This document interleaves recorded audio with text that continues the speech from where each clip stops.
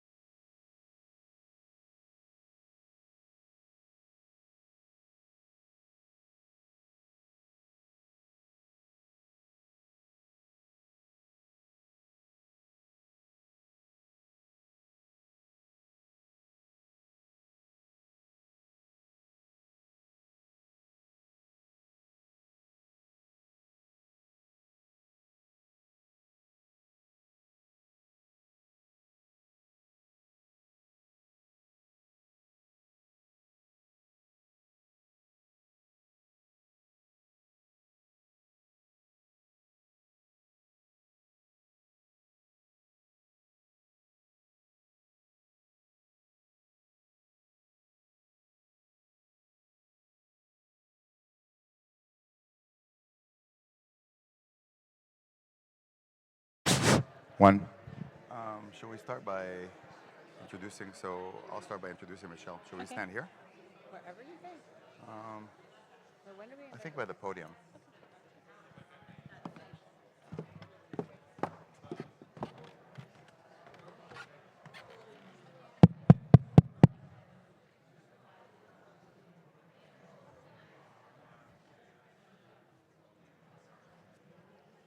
Okay, everybody, please have a seat. Still people are joining us, but we're going to get started. So thank you, everybody, very much for joining us. My name is Yair, and I'm a cardiologist, and I live in the suburbs of Philadelphia, and I work at Jefferson in Philadelphia. Hi, my name is Yedida. I'm an interventional radiologist. Some of you may know what that is. And I'm soon to be at Einstein in Philadelphia as well. So Einstein is actually part of Jefferson now. Before we get started, I wanted to acknowledge one very special person who surprisingly is here today. And this is Sarah Lowe. Sarah Lowe, over here, wave please. She is really the founder of the Greater Philadelphia chapter of the American Jewish Medical Association, of the AJMA. And despite the fact that she is just recovering from a big surgery and other treatments, she has taken the time and the effort to come in person, because all of this, what we're doing here, is so important to her. So, Sarah, thank you so much for joining us.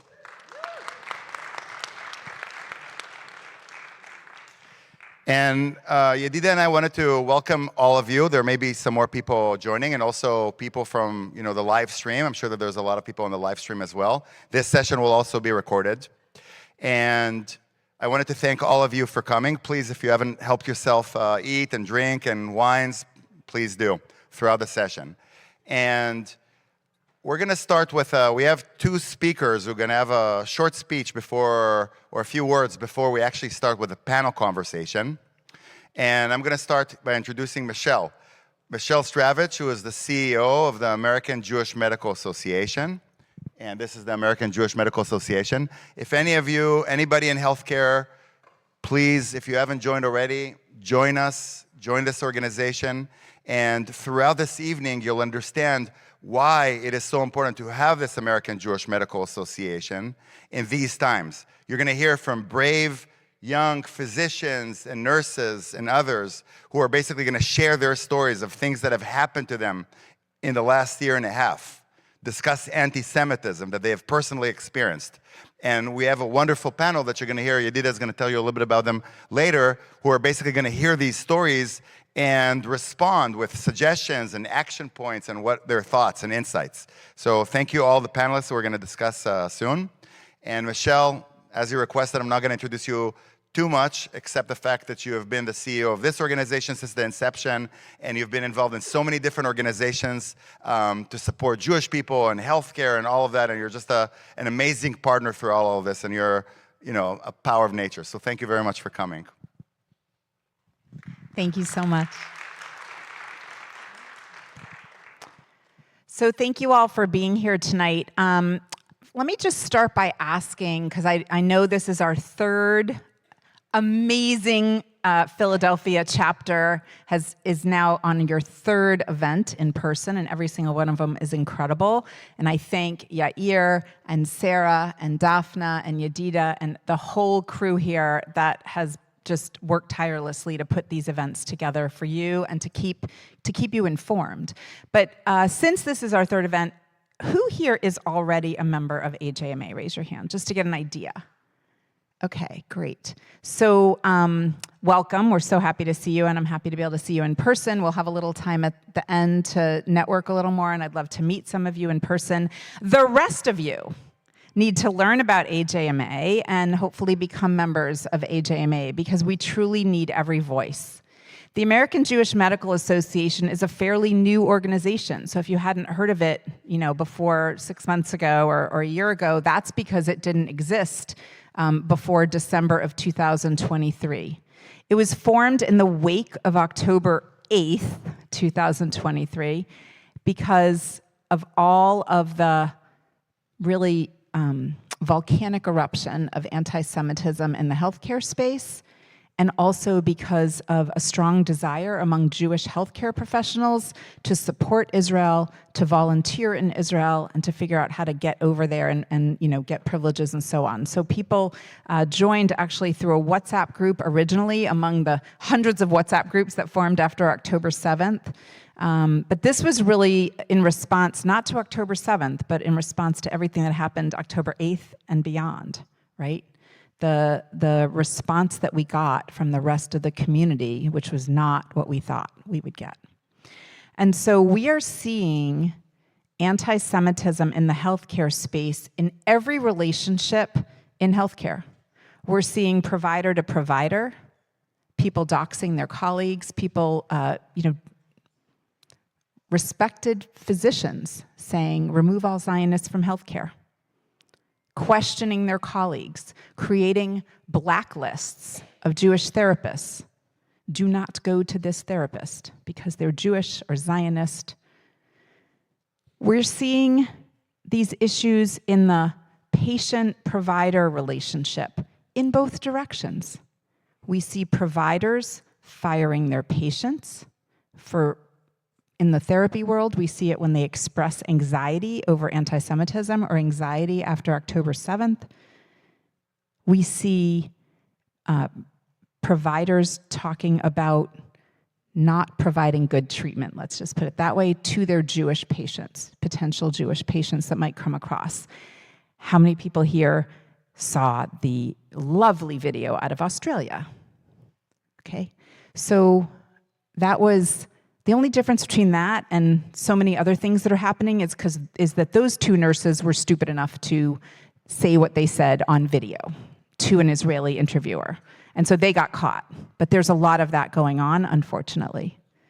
We also are seeing patient to provider, right? Patients not wanting to see Jewish providers. And we have that in the mental health world. We have that in the first responder kind of world, emergency world, and so many other places. So it's that patient-provider relationship.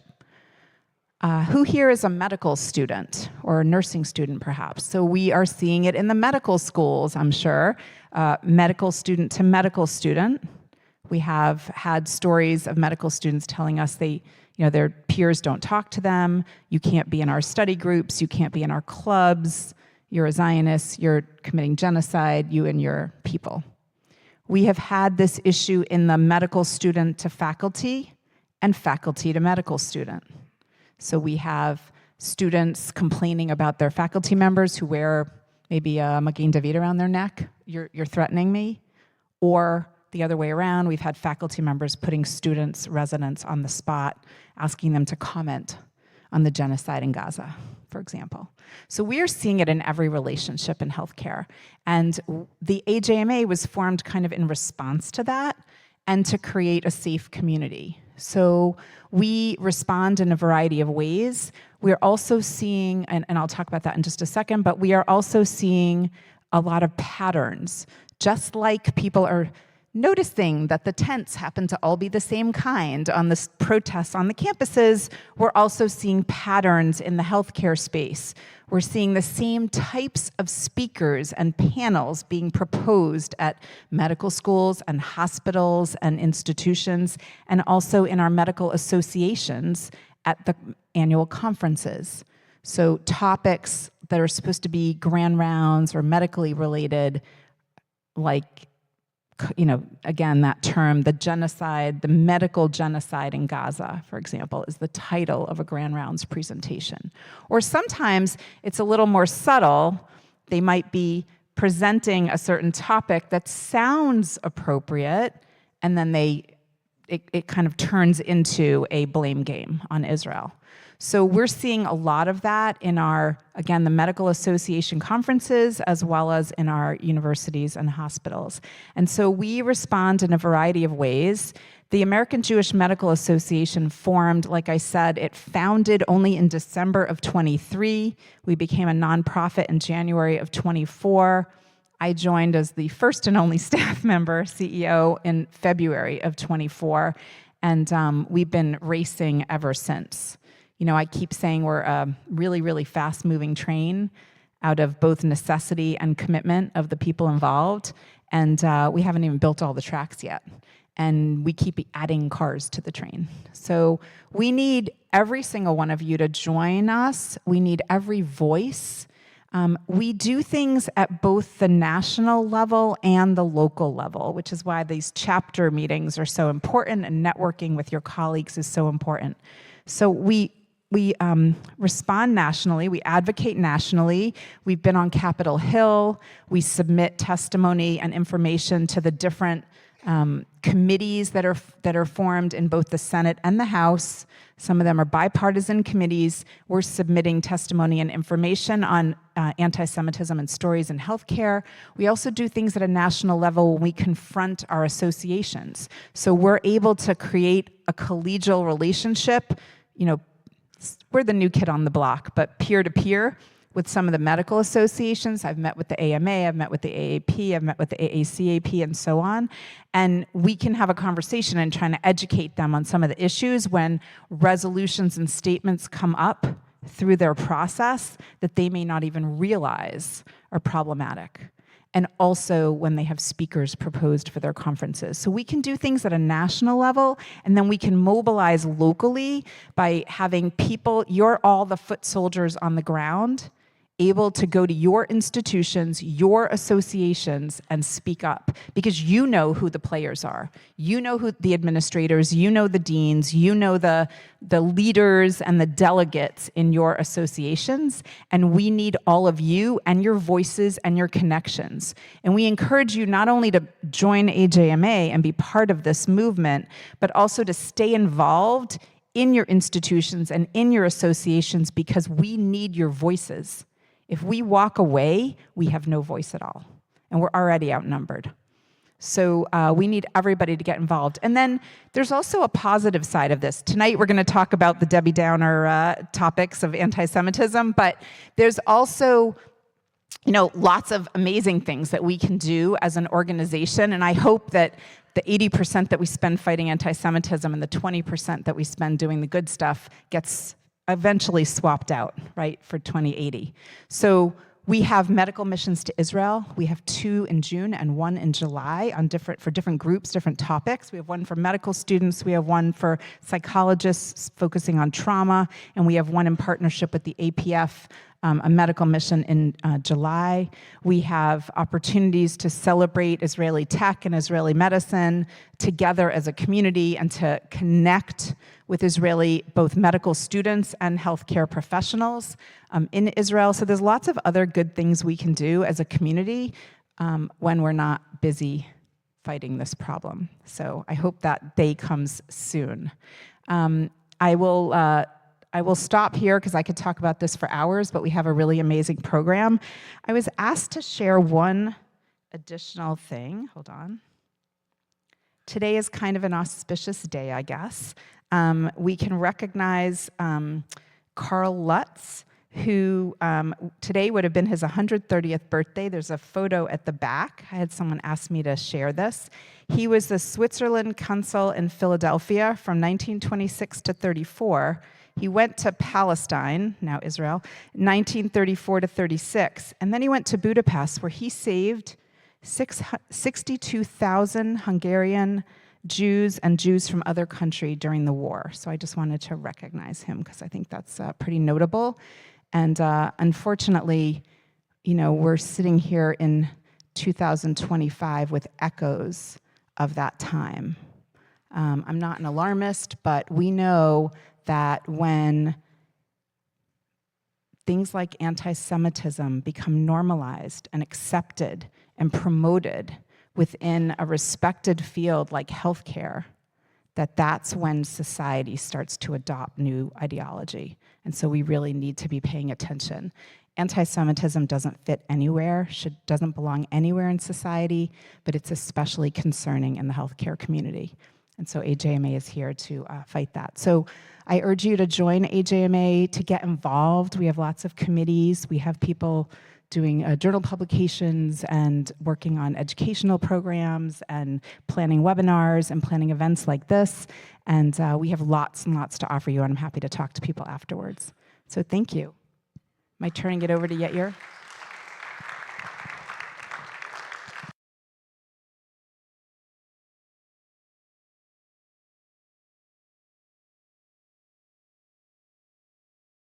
Okay.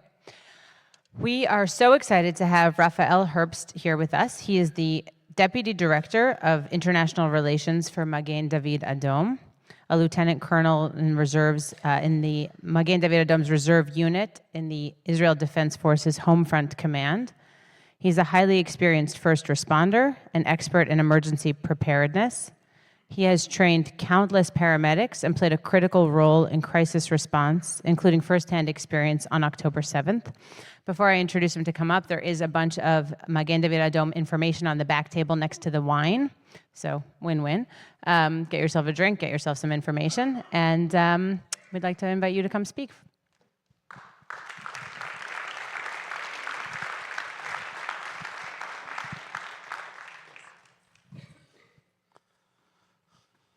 Thank you very much.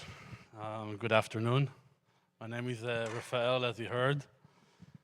I've been at the Magen David Adom since the age of 15. I started as a youth volunteer. I always wanted to be a paramedic because my uncle was a medic in the army. And this is how I got to Magen David Adom. Magen David Adom has 34,000 volunteers, about 2,000 employees. Our goal is to save lives. In order to save lives, we understand that we have to be everywhere. Everywhere, ideally, is that every street should have an ambulance or a medicycle. But it's much more complicated than that. As you all know, when you put two Israelis together in the same room, you get 10 different opinions. And the reason is that we have so many nationalities, so many people from so many places. So we have people from North America, from South America, Eastern Europe, Western Europe, Russia, Ukraine, Ethiopia. Every nationality is a different mentality. Every mentality is a different language. And for us to be everywhere, we need to be part of every mentality, because otherwise we won't be able to talk to our patients. And I want to give you some few examples. When you treat an ultra-Orthodox lady or a Muslim lady that has a heart attack, she doesn't care that she has a heart attack if we take her out of the house and we don't make sure that her head is covered. Because for her, the most important thing that her head should be covered. And if we will do that, she will be very unhappy and she will feel ashamed. But if we speak the mentality, we speak the language, we know what's important for them, we can make sure of that. And it's the same thing with the Ethiopian community. We have to speak their language. And language is not only by words, but to understand the mentality. And I can give you a small example. I'm 100% sure that probably there are some physicians over here, because to have a proud Jewish mother, you need a physician in the family. When someone has a heart attack and they have chest pains, one of the medications that we give is nitroglycerin. Especially if there's high blood pressure, we want to ease on the pain. And one of the challenges to give nitroglycerin, we have to ask the patient if they took Viagra for the last 48 hours, because otherwise we cannot give nitroglycerin. So just imagine if you walk into a Muslim family and you ask this question in front of everybody, we will be kicked out. And the reason I'm saying it, because one of our best assets of Magen David Adom is the human resources, that everybody's part of Magen David Adom. And if we're talking about discrimination, Magen David Adom is colorblind, organization blind. We don't care who you believe in, what you believe in. And I want to show you a picture.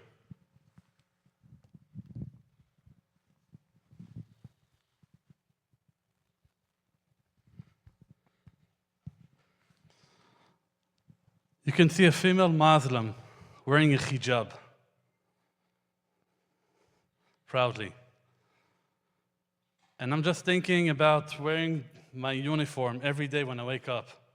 This used to be the symbol of shame. Wearing the Magen David used to be the symbol of shame many years ago, when we thought never again is never again. And today, this has become the symbol of hope, because everybody can be part of that symbol. When I go to a Muslim neighborhood, I feel like I'm wearing a bulletproof vest. We have Muslims who volunteer together with us on an ambulance. Sometimes it sounds like a beginning of a joke, a Christian, a Jew, and a Muslim together. But when they finish the shift, and you can see how proud she's standing, together with her other friends. By the way, Magen David Adom, 48% of the volunteers are females. And when she finishes her shift, she goes back home. She doesn't take off the Magen David. She's not ashamed. And we're told not to leave our uniform in the car, so if the car gets stolen, they can use it for terrorism. They will walk around. They're not ashamed to walk around with the Magen David. Can you imagine Jewish people in Israel walking with a cross? This is what kind of organization we are. I did a shift a few weeks ago together with my son. He's a youth volunteer as well. We delivered the baby together with the driver of the ambulance. And we delivered the baby in the ultra-Orthodox community in Jerusalem. I come from Jerusalem. And the woman was very happy. She said, great, I want to name the baby after the driver. The driver said, no, don't pick another name. She said, no, I want your name. You were the best. You were so kind. He said, pick another name. She said, no, I want your name. He said, okay, my name is Hajj Ribchi Ibrahim. She said, never mind, I'll pick another name. But this is what Magen David Adom is. And I want to show you another piece of, another picture. This is a piece of paper with words written in Arabic. And I will tell you why I want to show it to you. October 7th broke out. I never imagined that such evil can exist. This is something that belonged to my grandparents, something that maybe will belong to my grandchildren. I never thought I would witness such evil. And the Hamas, they have an elite unit which is called the Nokhba. And one of the bodies of the Nokhba terrorists in Sderot, we found a piece of paper. The piece of paper said, conquer the Magen David Adom station. Lucky for us, even though we told our teams in Sderot every time there's a red alert, they have to press a button that opens up the gate of the station so they can afterwards go out and help people. For some reason, which I don't know why, because I've been there hundreds of times during red alert attacks, because I'm a head of Magen David Adom unit in reserves and we recruit soldiers to be there. For some reason, they did not press that button. And the terrorists tried to open up the gate. They couldn't enter Magen David Adom. And a lot of lives were saved that day. So I don't know if you call it a miracle, but we definitely rely on them. But the reason I'm saying it is because the Nokhba terrorists, the Hamas terrorists, when they did what they did, when they raped the women, when they murdered the children, when they kidnapped the children, they never asked anyone, what's your religion? What's your color of the skin? What's your political idea? Who did you vote for? But the other way around, when our medical teams from Rahat, from the north, from Jerusalem, Bedouin, Druze, Christians, Muslims, secular, ultra-Orthodox, we're all unified for one mission, saving life. We cherish lives in Israel. And I know we're not the only organization, but I think Magen David Adom represents the best of the Jewish society in Israel, that there is room for everyone. We will treat everyone with the best humanity that's possible. And there is nothing like saving lives together. We all shed tears together, and I can't even tell you how hard it is. I can't even speak to my wife about the things that we've seen on October 7th. I don't know why, but for some reason we hardly speak about the horrific stuff that happened on October 7th. The most horrific stuff were not just the kidnapping, were not just the killing. It was so much further than that. And we shared tears and blood, sacrificed our best friends, putting ourselves in danger just for saving everybody's life. Lives matter. So thank you very much. I was told I only have 8 minutes, so I can't even share everything. But Magen David Adom stands together with everybody fighting anti-Semitism. We believe that it's important, and all of you were a light in the dark times in Israel to know that we have brothers and sisters around the world. You were a beacon of light, of good.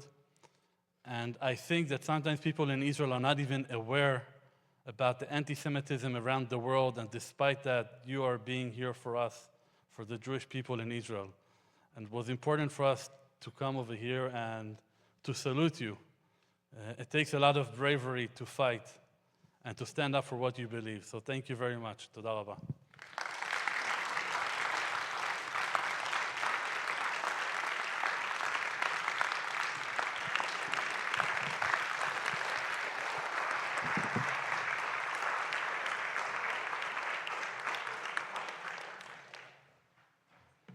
And just before we start the panel discussion, just wanted to thank Rafael again, and also Don Seidel, who's the representative of Magen David Adom in the area. And like Yedida said, over there by the wine table, there's a lot more information about Magen David. And if you want to get involved and help, please, Dawn is over here with a blue shirt, so you're welcome to speak with her anytime. And now we're going to get to the main part of the event, which is the panel conversation.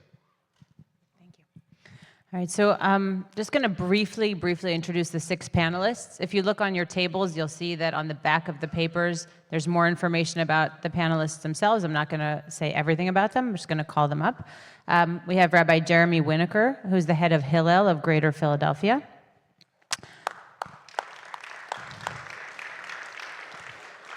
Professor Claire Finkelstein, founder and director of the Center for Ethics and the Rule of Law at University of Pennsylvania.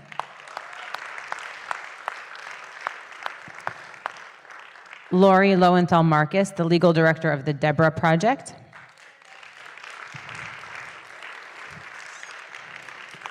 Andrew Goretsky, the regional director of the ADL, the Anti-Defamation League of Philadelphia. Professor Karen Glanz, the Weiss University professor, Penn Medicine and School of Nursing, and University of Pennsylvania Task Force on Antisemitism. And Michelle Stravitz, who was introduced earlier, the CEO of the American Jewish Medical Association. Thank you. And just to mention that Ben Abella, thank you very much for coming. Ben Abella was supposed to be one of our panelists. He's the chair of ER, Emergency Medicine. Do we have enough chairs? Yeah. Was not able to come, and he apologizes. He had something urgent that he had to attend to. But we're lucky to have this amazing panel. And thank you, everybody, for joining us. I think that we have, legal, spiritual, rabbi, ADL, AJMA, Penn. It's just going to be an incredible panel. And I think that what we're going to do is basically hear from the panel we'll listen to. The first part of it is going to be brave residents and students and nurses and other healthcare providers who are going to basically share from their experience and tell us what they've been experiencing or an incident that happened to them in the last year and a half. And they will direct it to the panel, and the panel would love to hear from you, your insights and thoughts based on all that you have been dealing with in the last year and a half.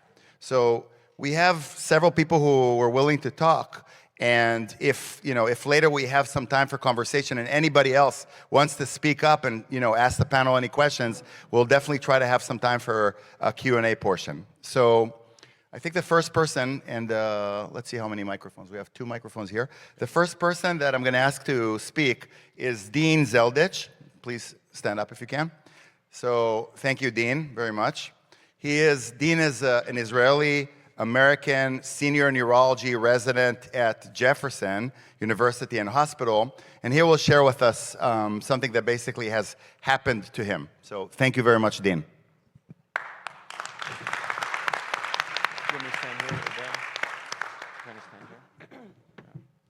Hi, everybody.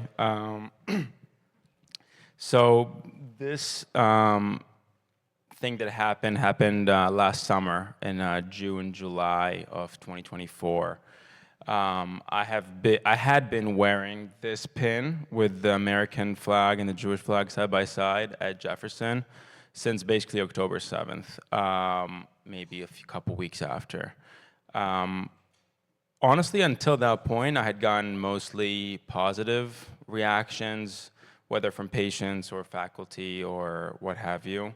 But one day I got this very ominous message from my program director my program director then, he still is, to basically come to his office at a certain time for an urgent meeting without kind of like giving me much more context. When I arrived, he told me that the reason he summoned me was because of the pin and because there was an anonymous complaint that was made to HR about it. He said that he had already been having exchanges with the legal team and one of the deans of Thomas Jefferson Medical School, and just kind of seeing, legally where we stand. And he says that, unfortunately, you will be asked to take it off, and we have a meeting with HR coming up. So 20 minutes later, we got on this meeting with that dean that he had been talking to and the HR representative, where I was indeed asked to take it off. We inquired, both me, my program director, the dean, inquired about what exact bylaw this is violating, and if she can point to it. She could not. Moreover, she could not even explain what, because we asked, we give people pins for Parkinson's or for breast cancer or for brain cancer. Like, everybody kind of has their own pin, and we do use that as a symbol of support, or a symbol from which to gather strength. And I think both our patients and their families, and even us, the healthcare providers, we do appreciate the symbolism there. And I said that even regardless, right, this is not necessarily a political statement. These are two countries of which I'm a citizen. And she basically could not answer any question, just kept saying that she will defer questions to her boss. But we kept kind of pressing her, and we asked her if what about like the LGBTQ flag pin or a Black Lives Matter pin or any other. Again, she deferred. Kind of a few days go by, and I send a follow-up email being like, I'm still awaiting these bylaws to be sent to me. She responded initially with this really vague pamphlet that did not address anything, and then my program director emailed her again saying, this actually does not address it, and she kind of came up with this. She did find this, kind of hidden little print information about how Jefferson does not allow people to have open political statements or displayed in any shape on campus. And at that point, I had kind of several conversations with the program director back and forth about this, and he says that he worries that I will have a hard time defending this pin as not a form of any kind of political statement. I think that the fact that I was I am a trainee, my status in the university is not as solidified as, had I been attending at the time, or still not attending. But I think at that point, kind of talking with my advisors and people around me, we kind of decided that I'll stop wearing it. I did trade it for something else. It's this. It's like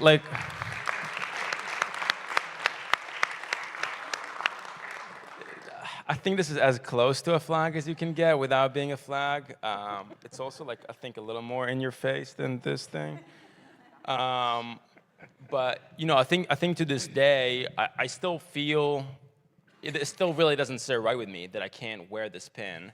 I also was approached by the reporter who's writing, a kind of a larger article about anti-Semitism in Philadelphia, and I think, with everything that's going on in the Philadelphia public schools, I think this is just one of a collection of stories. But I think to this day, this really does not sit right with me, and I think, I still see people on campus wearing, not so much, I don't really see a lot of Palestinian flags, but tons of other pins and tons of other symbolism. And, people are wearing American Cuba flag pins or American, British flag pins. I've seen all of those, right? And nobody gets any kind of summons to HR for it. And the question is this kind of asymmetrical enforcement of a law that may or may not exist, may or may not be enforced?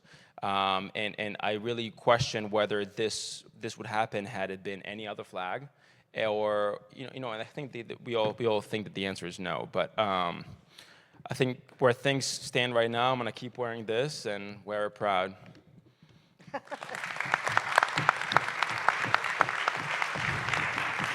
Thank you for your bravery sharing this story, Dean. Before we hear from the panel, I don't know who wanted to speak first, but I wanted to acknowledge a couple of people on this table. Zvi Grunwald, who is the founder and the president of the Jefferson Israel Center, which is an amazing program, collaborations with different high-tech startup companies. We have, every year we have students and residents, including, right now, we have 4 Israeli wonderful women who are going to be soldiers very soon, students in Hadassah and the Hebrew University who are unbelievable. So this is all Tzvi Grunwald, so thank you.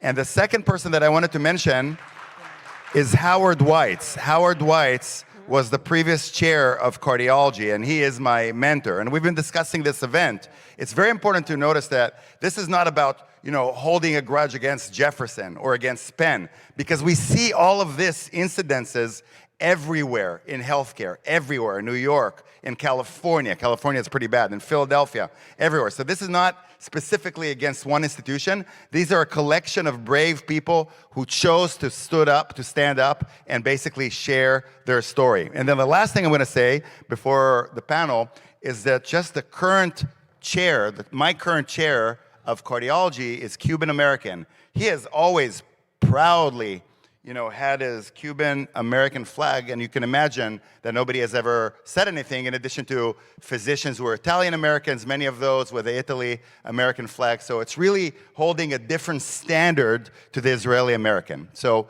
who would like to start from the panel? I'll go first. It seems sadly not shocking that the Israeli-American flag is the one that was called out. Why is it that Dean had to take off his pin when this one bylaw that they found that prohibits what he's wearing is ignored in every other situation? So that's the bottom line. It's not fair. It was inappropriately applied. It was discriminatorily applied. But then you also have the question of, is this going to be the hill he's going to die on?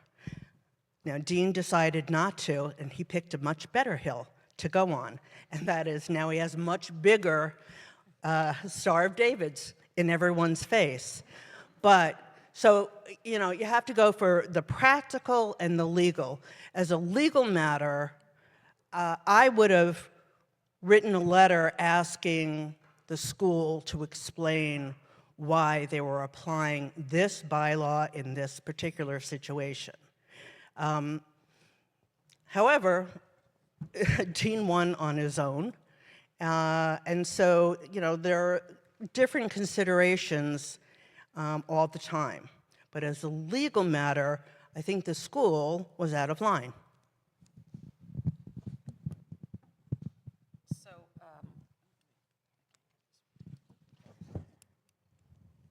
So I agree with Lori that from the description and from what I know of this sort of situation, because I've spoken to many people who have the same case as yours, these rules are applied in a discriminatory fashion. And that means, just to get a little bit more legal about it, that it's a Title VII violation, right? It's workplace discrimination. And one of the things you can choose to do under that sort of situation is consult a Title VII lawyer, an employment lawyer, and ask about your options. And if you were to file a complaint with your organization in the face of a Title VII violation, there are rules that protect you against getting retaliated against. But as Lori says, is this the hill you want to die on? You're immediately then thrust into an adversarial relationship with your organization. Now, unfortunately, if you're with an organization that is discriminating against you on the basis of your religion, national origin, identification, etc., then you're put in the unhappy position of either sort of choosing to give up on that visible identification, finding a workaround, or else starting to fight a legal battle to defend your civil rights. And I have spoken to dozens and dozens of people since October 7th, 2023 at my university, University of Pennsylvania, and at other organizations who have been put to this Hobson's choice. The good news, maybe, is that there are now many, many law firms that will be doing pro bono work fighting discrimination against Jews. And all of those law firms, frankly, are going to be looking for clients. So I would say that this is a great time to seek out Title VII lawyers to help with some of these battles, because all of these major firms, from Paul Weiss to Skadden Arps, are looking for those pro bono hours. No, good. We got this one to work. Excellent. I'm going to add, I'm not a lawyer, so I'm going to add in a piece here before you get to the lawyer piece on this particular piece. Absolutely agree with my two colleagues to my left on the legal aspects and the discriminatory aspect. I would also encourage, if not the ADL, to report it to an organization. One of the reasons that we ask people to do that and let us know is that oftentimes I'll get individuals letting us know something they really don't want to do anything with it because of the concern about retaliation or the concern about being adversarial at their place of employment or their school. But when we have a number of complaints that are reported to us, it then gives us some leverage to have a conversation. So I have had conversations with workplace CEOs, I've had conversation with superintendents and principals where I've been able to go in and say, I've got 13 complaints of anti-Semitism without identifying people because of fear of coming forward. They say, well, we've only gotten 2, and I get to have the question of, okay, well, why have you not received the other 11? And so even though they may not be able to take specific steps in those particular moments, what can happen is it provides an opportunity to advocate for education. It provides an opportunity to advocate for review of policy. And so there's those pieces that come into play. And then, like we had to do with the Philadelphia School District, ADL did file a Title VI complaint in that case against the Philadelphia School District. I had been receiving complaints pre-10/7 from a number of Jewish families. We had been trying to work with the school, the superintendent, and about 4 months into that, I had to sit down with them and say, I'm sorry. They're not going to budge. And the only thing that's going to make this change is legal intervention. So there's avenues to go before legal intervention. There's avenues to go to with legal intervention. Different organizations can assist and help with that. I'm always going to advocate for ADL on that, but that's because I do that work there. And I'll just kind of piggyback on Andrew to say, like, the other 11 who didn't report, one of the things that we've learned from our undergraduate campuses, but also graduate campuses and programs, is filing a bias report actually makes a difference. Jews are not the only people who are engaged in learning, and some of your institutions, they have a higher learning curve to engage in. By filing a bias report, it creates a chain of response that then, whether we have to have the JCRC or the ADL or lawyers, depending on how much escalation we want to do, come in to help your institutions learn how to address the inequities or discriminatory applications of their policies or the lack of policies. It happens when you file a bias report. So as much as DEI is under attack, it's still open. And if you go to whatever page it is on your institution's website, you can file a report, a bias report, and it does have an impact. And in particular, I would just say this, more from like a spiritual angle, it means that you're not alone, right? When you file a bias report, you become part of a community who is trying to create change. And please know that whether it's Hillel or the Federation's JCRC or the ADL or all these pro bono law firms, we are here for you, and we're trying to figure out how best to help you. So again, taking steps forward makes a big difference. I also just wanted to underline a little bit about what you said, Andrew, about reporting. I recommend that anyone who experiences or witnesses any kind of anti-Semitism, even if you're not sure that it's anti-Semitism, go ahead. Yeah. Even if you're not sure, report it. And I would suggest at least reporting it to two places. One is the ADL, because they're, even when they can't respond or aren't responding, or you don't want them to respond and do anything, they're collecting data that's really important, right? They need the total. And also the AJMA has an incident reporting form on our website specific to the healthcare space. So for the same reasons, someday we're going to get both of these lined up and we're going to share data, but it's not there yet. We're all scrambling after October 8th, right? We're just not there yet. And we would encourage you to also report it on the AJMA website. You can do it anonymously or not. We won't obviously take any action unless you give us permission, but we are also collecting data specific to the healthcare space, because when we go to advocate for this issue, and we do it, like I said, at institutions on the Hill and associations, we need that data. It's really important. So I would definitely report it. And then I think it might be useful for, I think Andrew is probably the best person to do that, but if everyone's not familiar with sort of the definition of anti-Semitism, how do you know, getting sort of a general, I know Scott usually does that in New York, but a definition of what's anti-Semitism, how do you identify it, how do you know? One of them is that double standard. So that's what was applied here in his situation. I have one follow-up question that is relevant to what Andrew and Michelle just were saying, is that the tricky part, in my opinion, based on my experience, not only my experience, but experience of many people who called me and talked to me about this, is not the clear-cut, like what happened to Dean, but rather what I'm hearing is, things that happen that are making you think, maybe I did something wrong, or maybe this was truly, an anti-Semitic event, and you don't know. It's almost like you're being gaslit. And the best example, and I've heard from several people actually today in this crowd, and it happened to me as well, and I'll just share what happened to me, is what happens when somebody is filing a complaint about you. So I round always with a big team of residents and students, and a couple of months ago, there was I needed an urgent MRI for one of the patients. And I called the radiology room and I spoke with the attending and the resident on the speaker. My team were all on the speaker as well. And we spoke and, they said, well, there's no way that we can do it today. And I was pushing back assertively, certainly not aggressively though, not aggressively. And I know that because, my residents were all there, my students.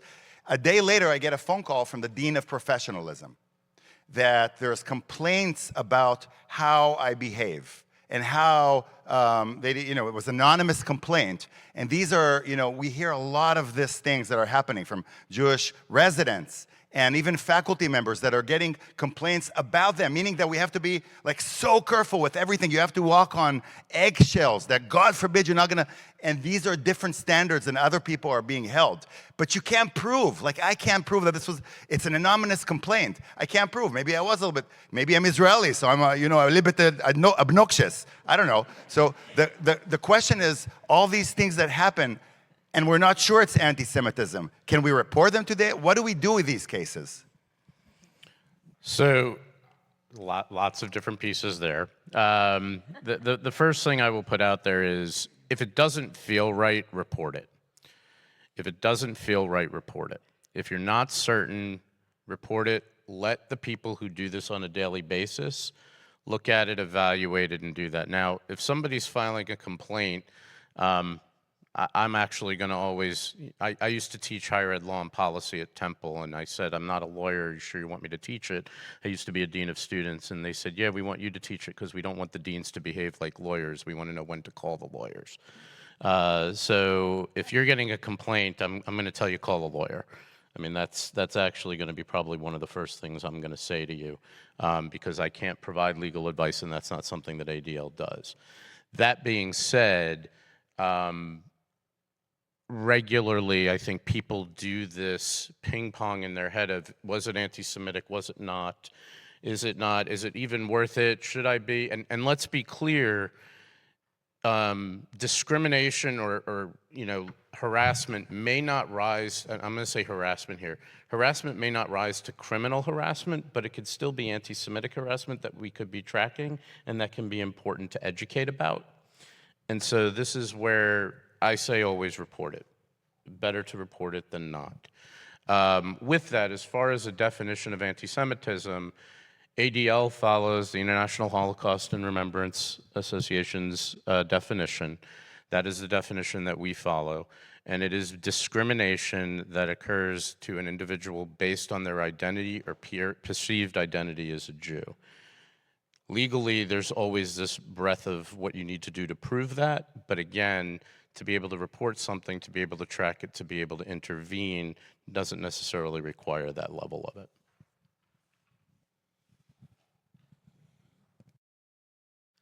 I'm assuming that your statement was whether or not to report, not whether or not to believe you had a case and wanted to pursue it. Is that right?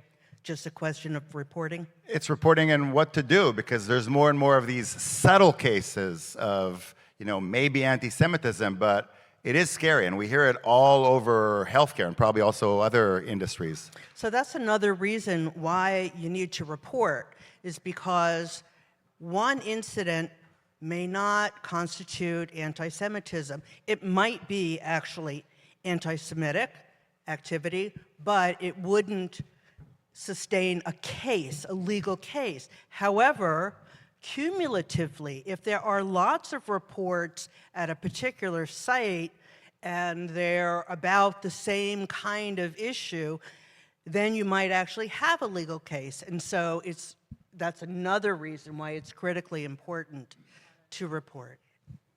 So I just want to tack on to the complexity here, and I think we probably want to get onto more cases too, but there is this whole issue about confidentiality of the person who feels affected, confidentiality to the person who may have made the complaint or in the first place, and reporting is really important. I think we've heard that, but it's not always satisfying because you don't necessarily get somebody circling back to you, telling you what's going on. It's important to have the statistics, but when you're a statistic, you don't necessarily get a caseworker, working for you.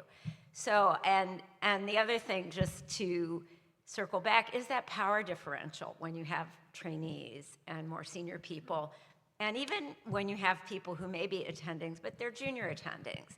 And so it makes me think back to early in my career, which is pretty long by now in the 80s, and I think the other women on the panel may agree, that we may have at some time in our career experienced some discrimination, harassment, maltreatment, toxic environment, et cetera, for being female. Yeah.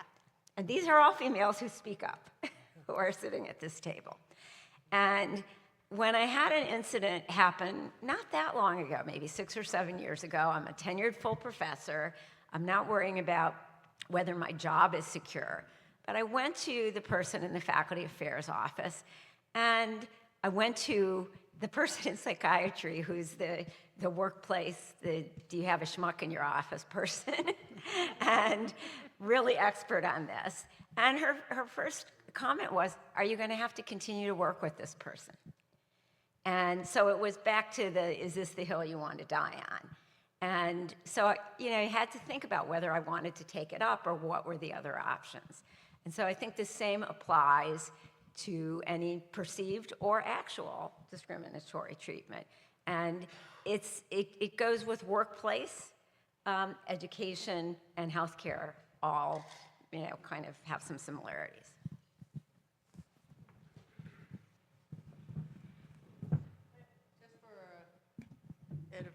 For knowledge purposes, where would be the best place to report this to? ADL or to the website for workplace discrimination or to the hospital itself? Because there are multiple different options for reporting this, some of which may be safe and some of which may not be safe. So maybe I'll speak to that because and I don't know hospitals, okay? I'm a law professor, I'm not a medical professional. However, in every organization, if you are seeing systemic discrimination against any race, religion, or ethnic origin in that organization, anyone you would report it to will be part of the problem. That's part of the issue, okay? So this idea that HR is somehow going to be a friend or going to be helpful or in any sense, I mean, let's start by dispelling that. And I think it's really important to say that bluntly and not, put any fine points on that. Because, look, it is a fact about where we are in what I think is a growing civil rights movement in this country and elsewhere, that anti-Semitism is not recognized at all universally as part of what needs to be countered in this country or elsewhere as discrimination. It is simply not recognized. And the vast majority of HR professionals have not been trained in it, do not understand it.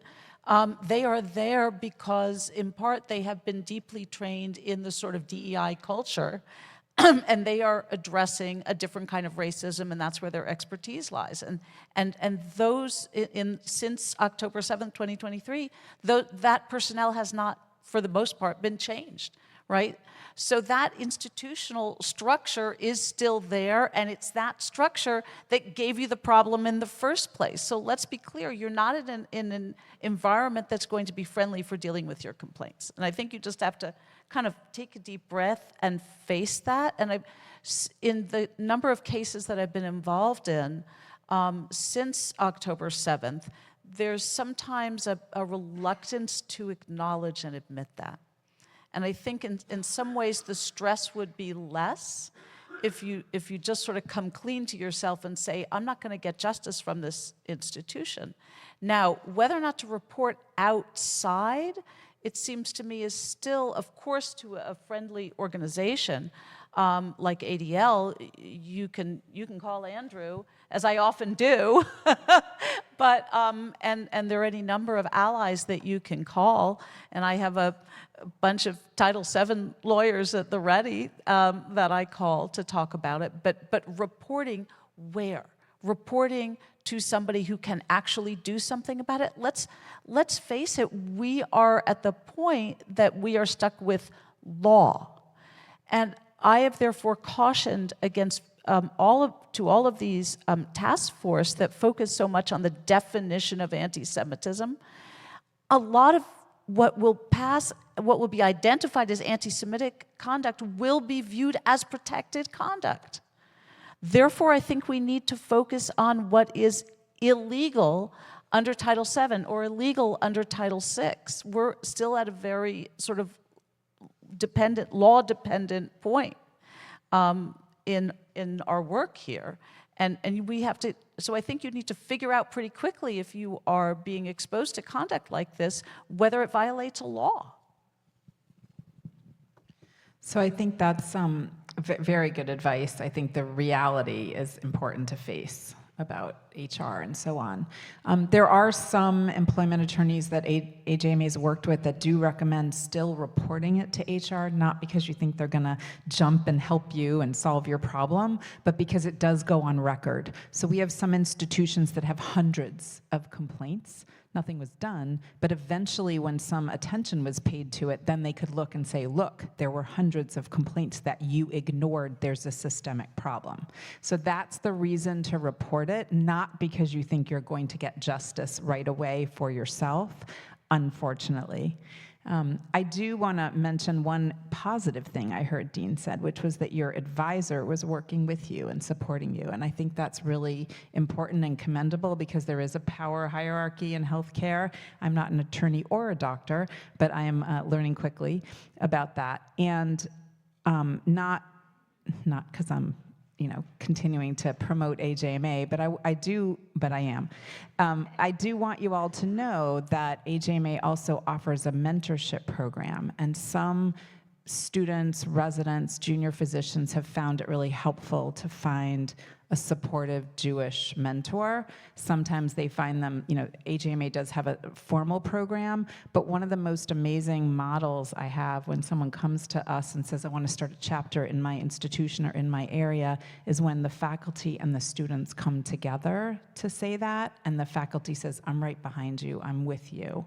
I'm there, we're going to support you, we're going to go to the dean with you, we're going to help you.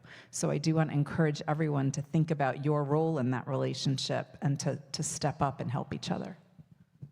Yeah, I just want to tag on to that, in that at Penn, there are now mentoring programs that are linking Jewish faculty with students who may not be their students at all. Some of this has been started by some students in Hillel. And I can tell you 3 years, 4 years, 5 years, 10 years ago, this would have never happened. So I do think it's important to acknowledge that some awareness and some connections and some support has come out of, the increasing trouble. I also want to add here too that there is this piece, absolutely what they're concerned with, what's happening at a variety of institutions, but the other benefit of reporting to AJMA or reporting to ADL or reporting to your local JCRC, as was already mentioned, there's law firms willing to do this work pro bono. They may know who those are and might be able to help make that connection for you. The Deborah Project does a variety of work as well in this area, and so there's a number of places that you can go to talk with folks about it. I just want to say this piece about ADL. I think one of the things I noticed early on, I started in January of 22, people are reticent to report because either A, they don't want to draw more attention to it, or B, they don't think anything's going to happen. And so there's that component of it, and especially in a school setting, I think people see ADL, they just assume that it's always going to end up on the news, because the only time you ever see us is in the news or on social media. I can tell you in 23, my office for my region alone received 1,500 complaints of anti-Semitism.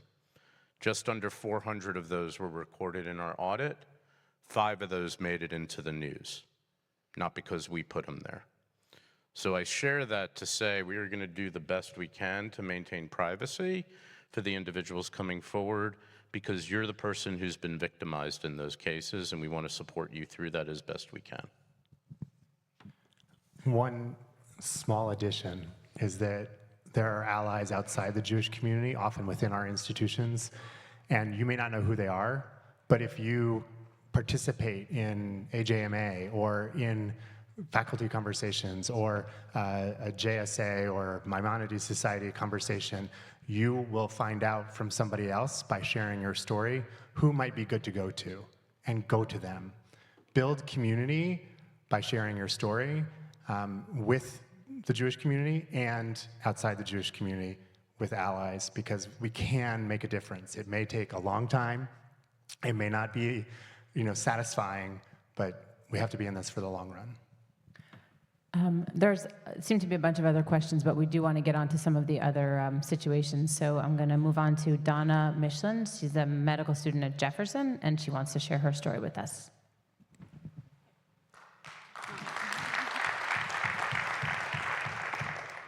Hi, everyone. I'm Donna. I'm a rising fourth-year medical student at Jefferson, and my story is essentially about an event that was held on Jefferson's campus by the Refugee Health Group last summer. So it was a student-run organization, and they invited Dr. Irfan Galaria, who's a plastic surgeon, not at Jefferson, but he was at the time recently named the director of the Jefferson Alumni Network, to come and speak about his experience volunteering in Gaza during the war. He had already been sort of flagged as, quote, problematic before he talked. He had written an op-ed in the LA Times stating that Israel was annihilating Gaza. And I know that there were other Jefferson faculty and students that had brought up that this was a person of concern to be giving this sort of talk at Jefferson.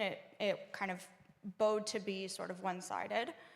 The DEI office was involved and sort of said, well, no, we're going to give this person an opportunity to talk. And we're in conversation with him to make sure it's going to be a completely non-political conversation and just talk about what he as a physician experienced volunteering in a war zone. So I decided to go to the event, and to say it was a hostile environment would be somewhat of an understatement. He spent the entire hour presenting. He didn't mention the word Hamas once, and he told a lot of stories that very much pinpointed Israel as an aggressor. He kind of told stories that were talking about like Israel's role indirectly in a child dying because they weren't able to make it to a different hospital that had like a CT scanner that they were able to use. But even though COGAT, the organization from the IDF wing that kind of coordinates movement within Gaza, was involved and was trying to facilitate this transfer, it didn't happen in time. He talked about how traumatized he was from hearing drones all the time during his time in Gaza. And throughout this whole presentation, he didn't mention Hamas a single time. And so to me, and I think there were maybe 2 or 3 other Jewish faculty and students in the room at the time, it was a very hostile environment, kind of like anti-Semitic by omission almost. And the fact that he kind of constantly blamed Israel for everything that was going on without looking at the other side. He didn't talk about the hostages whatsoever. His only acknowledgement at the beginning of the presentation was what happened on October 7th is a tragedy, but everything that's been going on in Gaza since October 7th is a tragedy to like on a large scale, and I'm here to talk about what I experienced in my 10 days there. So I, as someone who is also an Israeli American, I was also, I really wanted to kind of present my point of view and kind of push back at the end when there were questions, but I couldn't find a way to do so without making it sound antagonistic and hostile to his entire presentation. And I think it's a little bit of a shame in that he is someone who had this experience working in a war zone, and he could have provided a two-sided perspective, and instead he only showed one side. So my question is really that, what can we as students and as faculty do when people who really are providing a voice to an issue and without bringing in our perspective or the Jewish or the Israeli side, and by omitting that are essentially perpetuating a false narrative?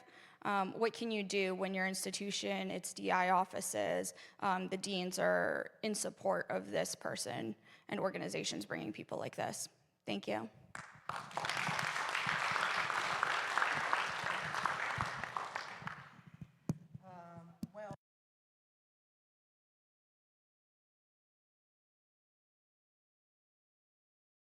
It happens in high schools.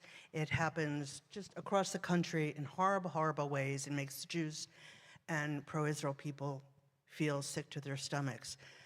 Because it was not a classroom setting, what I would have suggested to you is get an organization to offer the other side. Speech with speech, that's really important.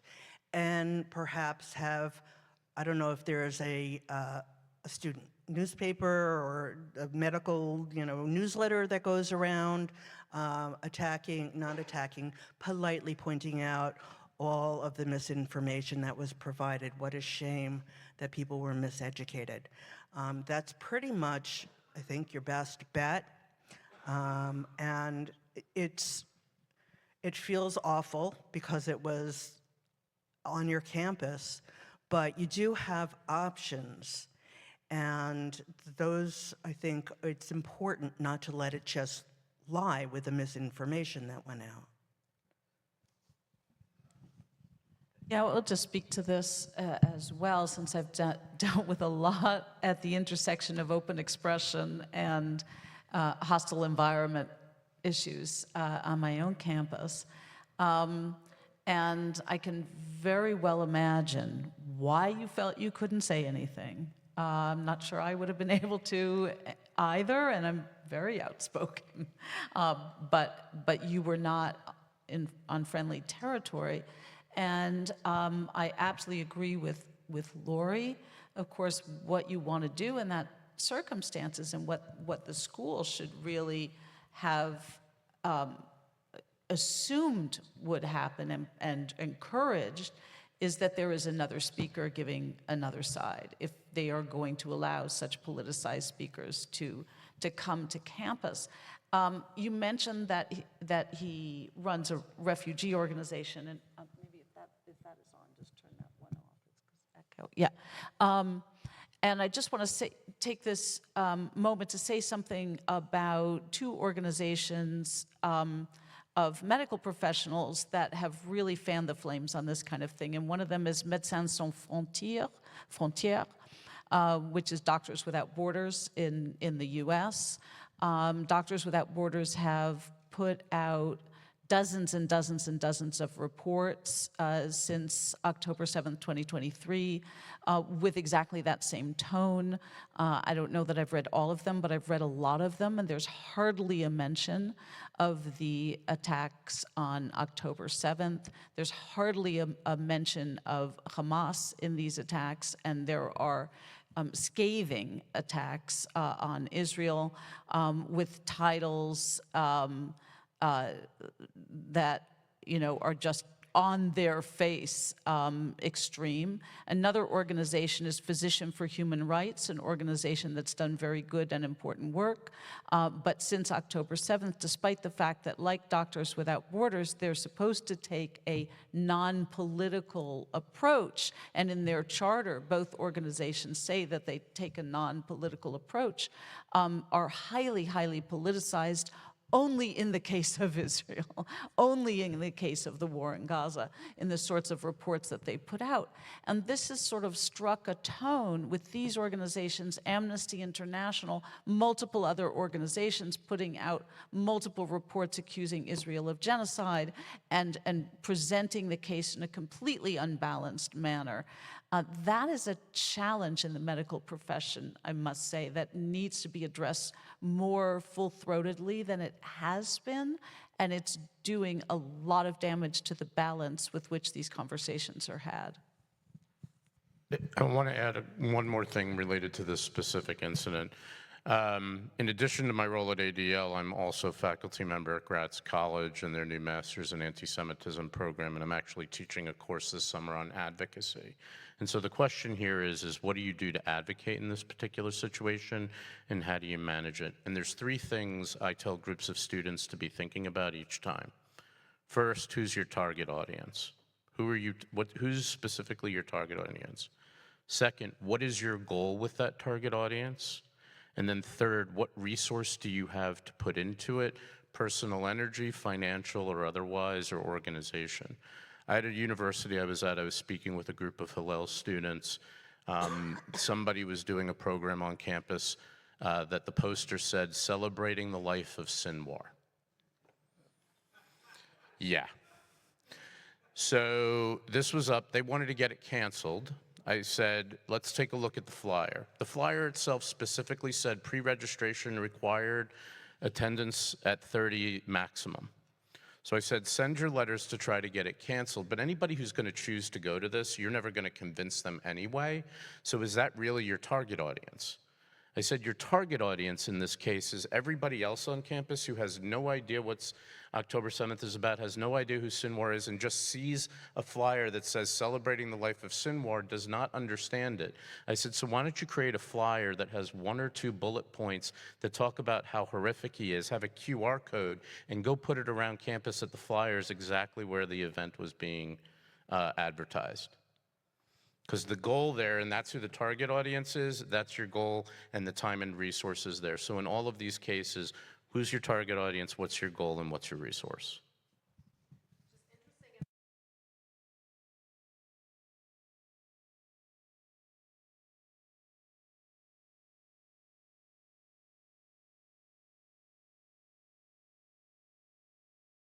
Just before he left back to Israel, was supposed to give a lecture at the University of Maryland, and it was a grand rounds in their surgical department about, what Israel have done during the, an amazing accomplishments. It was absolutely professional lecture, and he got canceled. So just on the contrary to that story, we get canceled all the time, somehow. I want to just, on that particular incident, and then I'm going to just add to what Andrew was talking about. In that incident, they claimed that it was because they could not provide for his safety. Right, they always say that, and that happens a lot. I just want to back up for a second, and this incident that you just described is something that we see repeatedly.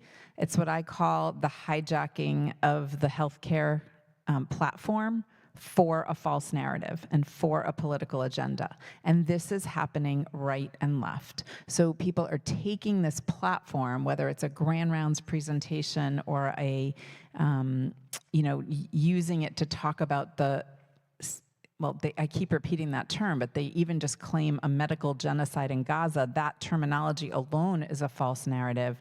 But taking this healthcare platform and using it for the false narrative. And that is where we have to call people on it.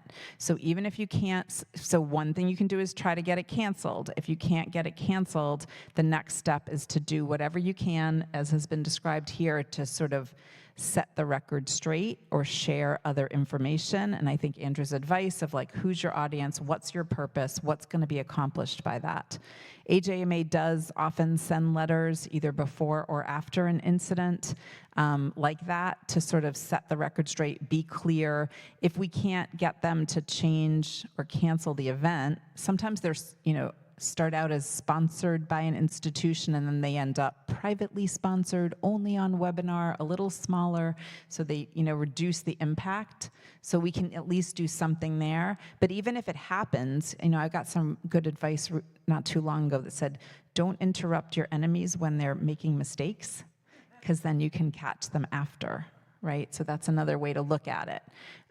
So if the event goes on, videoing it, recording it, so that you can at least demonstrate this is what was being spread, so that the institution can be called on it later. Do you really want this false information to be allowed? And letting people ask questions, ensuring that they allow people to ask questions. So there's proper civil discourse, there's proper examination and seeking of truth.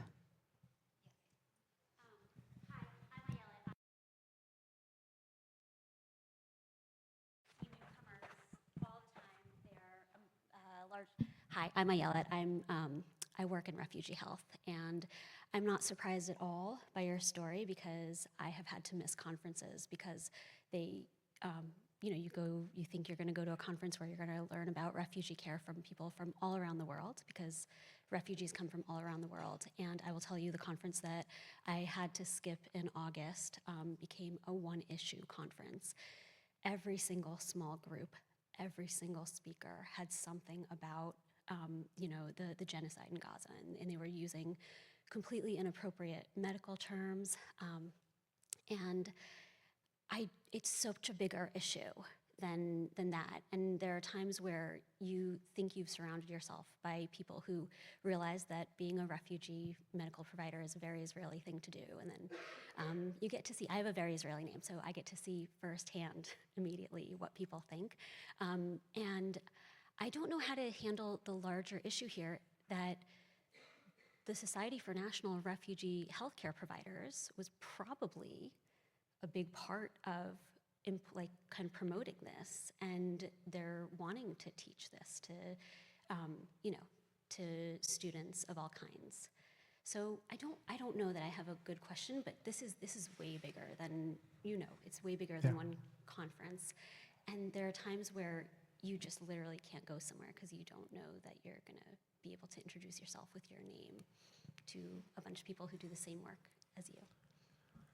Thank you, Ayala, for sharing that story. And it plays to a point that I wanted to make that's going to make everyone feel a little bit worse for a moment before I try to make you feel a little bit better, which is that, for what it's worth, I spend my time a lot on the boundary of, the people in this room who might feel one way and people who feel a very different way. And part of the issue that we're dealing with, and to go to Michelle's point about catching our enemies when they're making their mistakes, is that there's a very thorough perception that academically the right thing to do is to recognize power imbalance between Israel as a society and the Palestinians as a weaker society, right? Particularly under Hamas. They're not going to get into that nuance, right? And it makes our job that much harder because we call it a false narrative, but like many of the people who are perpetuating it don't think it's false. They think it's actually like a recovery process of equalizing the Palestinians and the Israelis on the same footing. And like it's impossible to do that, and it's not really an intellectually honest exercise, but that's what they're doing. And so then what does it mean for us? And how can we navigate that? And how do we like take care of ourselves? And I think the real issue is like to recognize that we might just need to focus on that, to take care of ourselves, to not go, or to go and you're creating a record, you're not gonna try to speak out. Or, right, if this is like the third or fourth time this has happened on campus or in your hospital or in whatever professional setting you might be in, to take this sort of evidence of this bias as it's appearing and bring it to the institution whose values typically are for intellectual inquiry and critical thinking, and to remind the institution that it's failing. It doesn't necessarily mean things are going to change quickly, and for what it's worth, like we were all caught off guard, and it sucked, and it's been really hard, and it's getting better because we learned a lot. We created the AJMA, or I didn't, but like Michelle did, right? Hillel has really figured out a lot more on the undergraduate campuses, and we have a lot to learn about graduate programs. The ADL has ramped up its efforts. There are dozens of organizations who are now in positions to bring speakers who could be the voice that was not heard, right? We did not have them in our back pocket in October of 2023, but I guarantee they're already booked for October 2025, right? So just a lot of self-compassion and patience, and right, keep pushing. Remind our institutions what they're really there for. I see that there are people who have questions, but I'm going to ask to wait a little bit because we have 3 more people, brave people, who would like to share their story. And it's different aspects of concerns that people have, and hopefully we will have time to talk about get some Q&A at the end. The next person that I want to introduce is Dan Elchediak. Where's Dan? Oh, Dan. Okay. He's an internal medicine resident, and his story is interesting. And actually, Dr. Levine here, maybe if you have a second, Claire, to explain, because this is going to be about hostility at workplace. And if you have a chance to, because a lot of people don't know exactly what Title VI is, maybe a couple of sentences, what's the difference? I know it's complicated, but briefly, what's the difference between 6 and 7? So, Dan, thank you very much. Hello, everybody. My name is Daniel Elchediak. I'm a second-year internal medicine resident at Jefferson, and thank you for giving me the opportunity to speak today. Thank you for our panelists for being here, and for everybody who's gathering here. It's nice to have all this support of unity and community in the room. So what I wanted to talk about is not so much a single inciting incident, but rather, this sense of looming loneliness that has gone on for about the last 15 months, as a person in the hospital, as a Jewish person. And what I mean by that is that you feel that all these horrible things are happening. From October 7th and everything happening overseas to several acts of anti-Semitism across the country that we feel even as close to our community as, Jewish-owned restaurants down the street from the hospital being vandalized. So these things are all happening, but nobody in leadership is saying anything about it. Nobody is acknowledging it, and you just feel alone. And it's really horrible. And I remember, one particular time when there were several acts of violence against Jews. I think it was in New York City.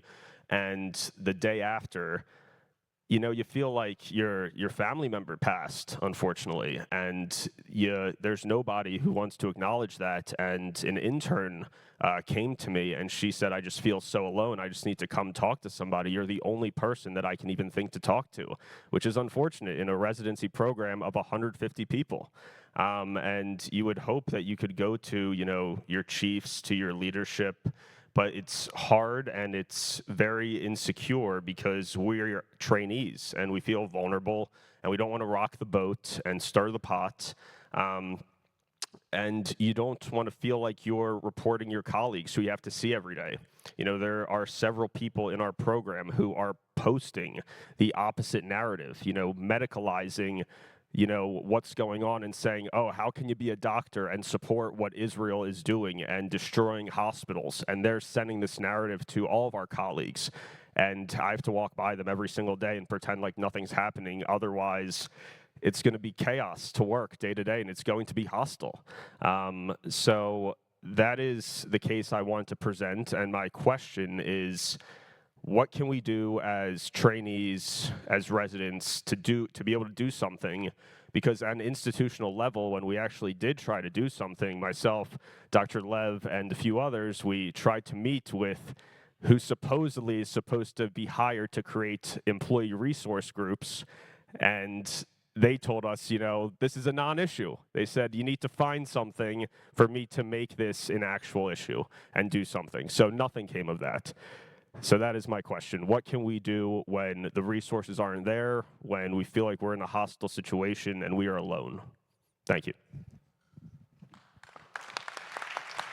Great.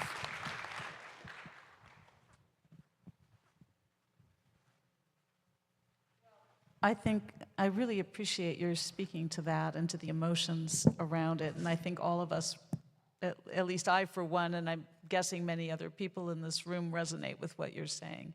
And after October 7th, it was the same way for all of us in whatever institutions we were a part of. And I remember at the University of Pennsylvania, when my organization issued a statement defending Israel's right to defend itself and condemning Hamas, figuring we were going to be one of dozens of such statements, and suddenly we looked around and realized, wait, no, we're the only ones. And so this echo of loneliness was like, wait. And then suddenly we saw, even before the IDF had gone into Gaza, protests on campus against Israel. And I was just like, what is happening here? So that sense of being truly alone, and out of that, of course, came, and we may all have had these experiences as well, this wonderful sense of a refound community. So at Penn, we have a Jewish faculty affinity chat, and many of us went to Israel together in January of 2024, and many of the contacts that I've formed through that WhatsApp group and through that Israel trip are now some of my closest friends, those are the people that I want to be talking to on a nearly weekly basis, and have led to new alliances. And so there's been this sort of cosmic shift for many of us in the people that we feel we can rely on. And I think, as much as I said earlier that your own institution may disappoint you, but there may be that 1, 2, or 3 people in your institution who you can trust. And those alliances will be so much stronger, as well as all the outside groups that you can go to. You're asked me to say something about the difference between Title VI and Title VII, so I'll briefly say something about that. Title VI is primarily oriented towards students at higher educational institutions. So when that sense of loneliness really translates into, and now that I am trying to put some structures in place to help the student community, I'm getting pushback from my institution, that may go into Title VI territory, where this university or this medical school is not treating us equally and is not allowing us to form the support groups or the affinity groups that we need to navigate this moment. And is in various other ways supporting the creation of a hostile environment. That's Title VI. Title VII has to do with workplace discrimination and having different groups treated differently. So for faculty members, it would primarily be a Title VII challenge. For students, it would primarily be Title VI. Title VII is much better established law. There's a long history there. There's a lot of litigation. There are a lot of cases. Title VI is just beginning. And we're going to see a lot more play for Title VI, thanks to people like Lori and Jerome, who were working so hard in the Deborah project to bring that litigation. Go ahead. Let me just, Title VI has been around for other purposes, just not for Jews. So that's the area that it's brand new about, because religion isn't included as a protected class under Title VI. So we've been like shoving ourselves into a box that didn't quite fit us before, and we're calling ourselves different names like shared ancestry and ethnic characteristics so that we fit into Title VI.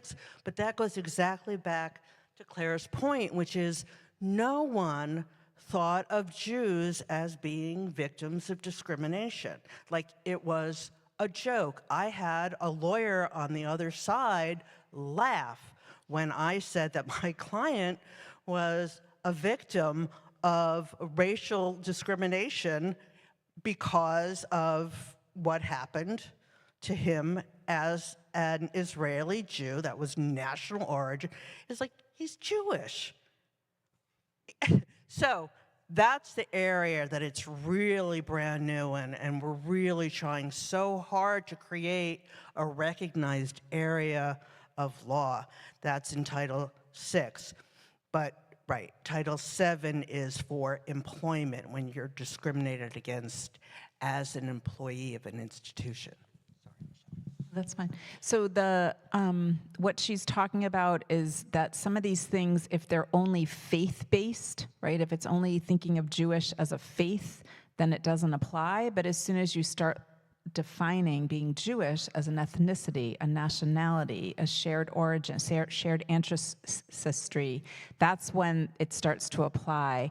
And similarly, you mentioned the Jewish ERG trying to apply. So one way of creating community at an institution, any place of employment, is to form an employee resource group.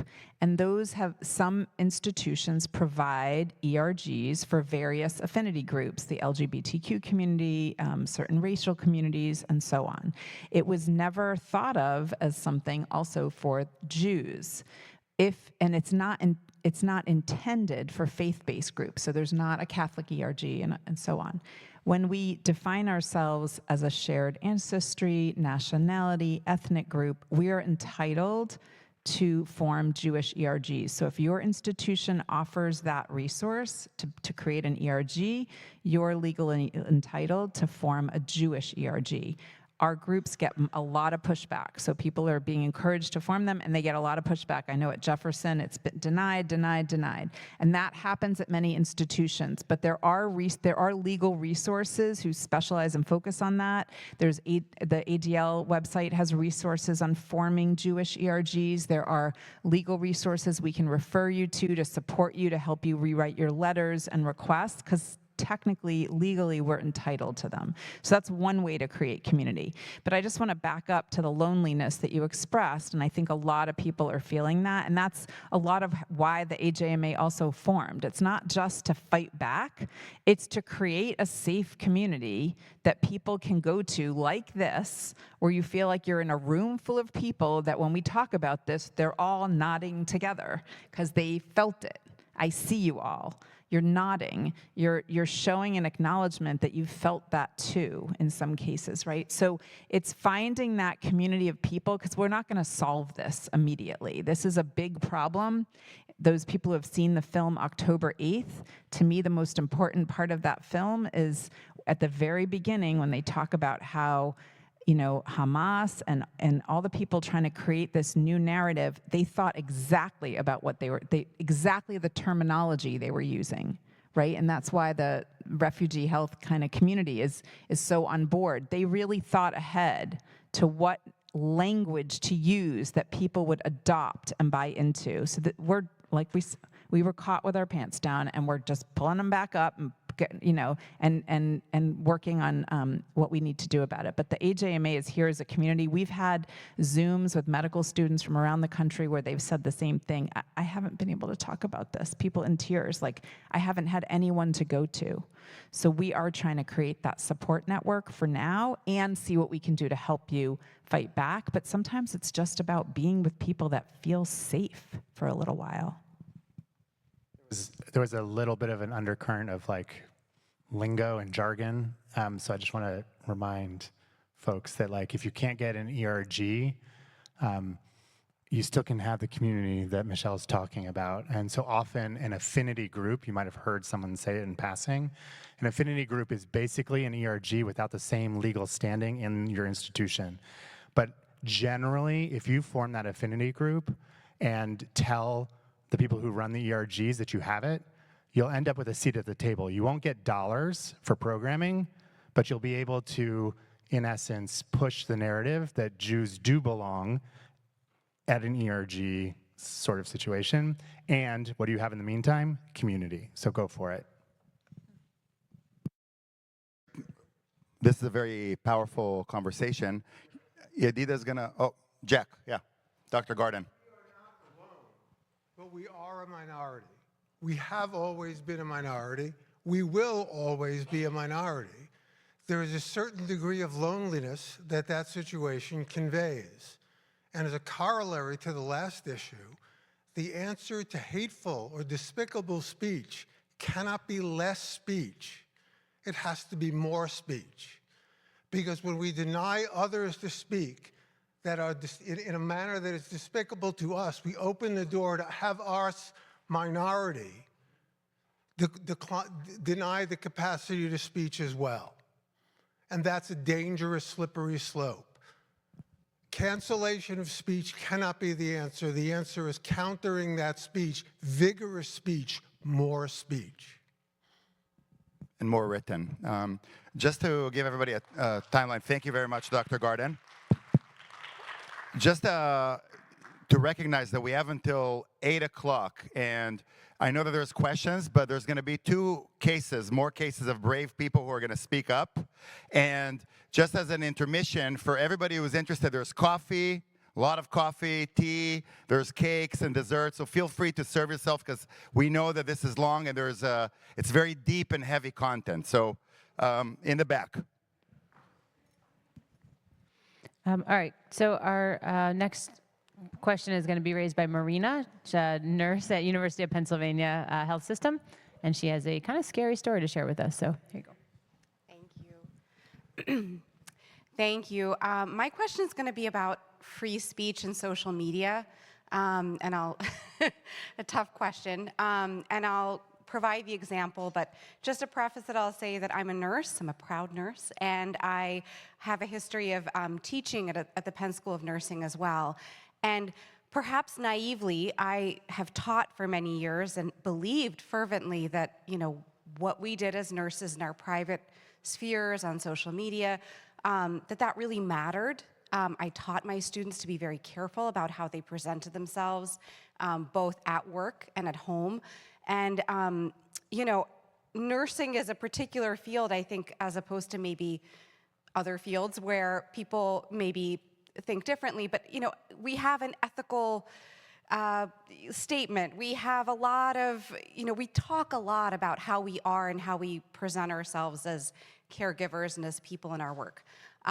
So when I've noticed, and I've found over the past 15 months or whatever it's been, nurses in particular, as well as other healthcare providers, engaging in hateful, heinous speech, I have responded by thinking that would be dealt with quickly, that institutions would see that and say, this is unacceptable, not only because of what is being said, but because of what it suggests that professional the biases that they're bringing, right? Because I've taught for a long time about implicit biases and the ways that we may not even be aware of how we might treat a patient differently based on, the biases that we bring, that we may evaluate their pain differently, that we may respond differently in ways that we may be completely unaware of. And here we're talking about very explicit biases where people are posting things like, in the example that I'll talk about, if you still support Israel, you are racist, white supremacist, genocide-loving, quote, I would treat a Zionist the way that I would treat a child molester. That kind of language speaks to a really explicit bias around, towards patients. So there have been a few situations over the past few months that I've personally reported. One was a scrub tech. If anyone stays on top of Physicians Against Anti-Semitism or Stop Anti-Semitism, you might have seen it. This is someone who wears a keffiyeh to the operating room and has taken selfies on her phone in the midst of surgery with a bloodied glove and the words Free Palestine Sharpied on her glove, who has posted some really despicable messaging around Jewish people and Zionists and Israelis. I took it upon myself to report this person using my own name under my professional, thank you. But unfortunately, this person continues to work in the operating room and I'm a PACU nurse, so I don't directly work with this person, but we may have patients in common. And just on a personal note, in 2023, I crossed over from being a nurse and nurse educator to being a patient myself as I was diagnosed with cancer. And so as I've been going through treatment at Penn, I've had moments where I've had a thought that I never thought I would have to have, which is, is the radiologist going to read my scan with the same attention as someone else's? Is the scrub tech going to sterilize the equipment with the same rigor? Maybe not even knowingly, just is it going to impact how they might take care of me looking at my name or the necklace on my chest? So, my question, I guess, is around what can be done, and specifically when it feels like, on a personal level, working, people behave themselves at work. We don't really talk politics, but when you look at what people are saying on social media and online, which feels like it's the new commons, people are saying things that are really horrifying, but it seems to fall under free speech. We can't tell people what to say. They're not at work. So I'm wondering if there's anything that can be done to hold people responsible for the hate, not so much the speech, but the hate that they seem to have for groups of people in the healthcare community at the very least.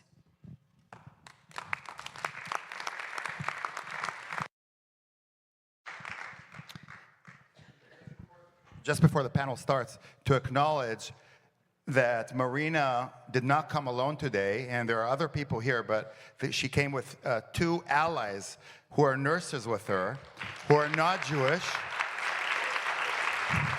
And it's just to the point that the panelists were speaking about this. It's not only about Jewish. We have to expand. We have to reach out and find the allies that we love and that love us. So thank you. Thank you for coming today.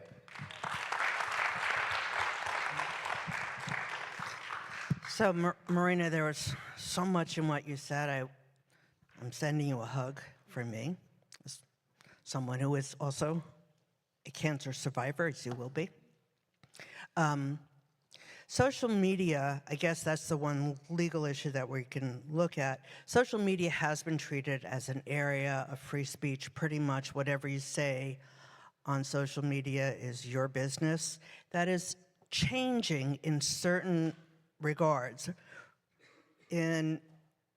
Generally, in the First Circuit, which is Massachusetts and up north from there, someone was fired because of, I can't remember actually if it was fired or unhired before they started because of social media postings, and that was upheld by the circuit court, which is shocking. So I do think we're going to start seeing some change slowly in that area. The other, companies can say if they have their own channels, they can obviously control that to some extent.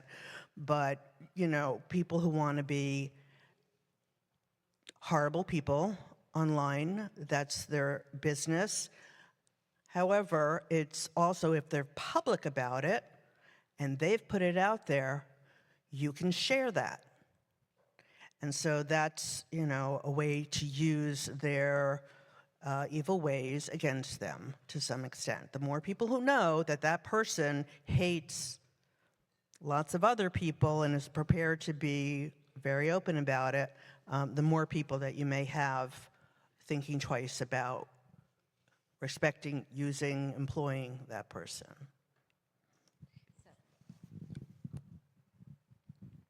Yeah, thank you for your story, your testimony. I had heard bits of this, but you bring a face to it.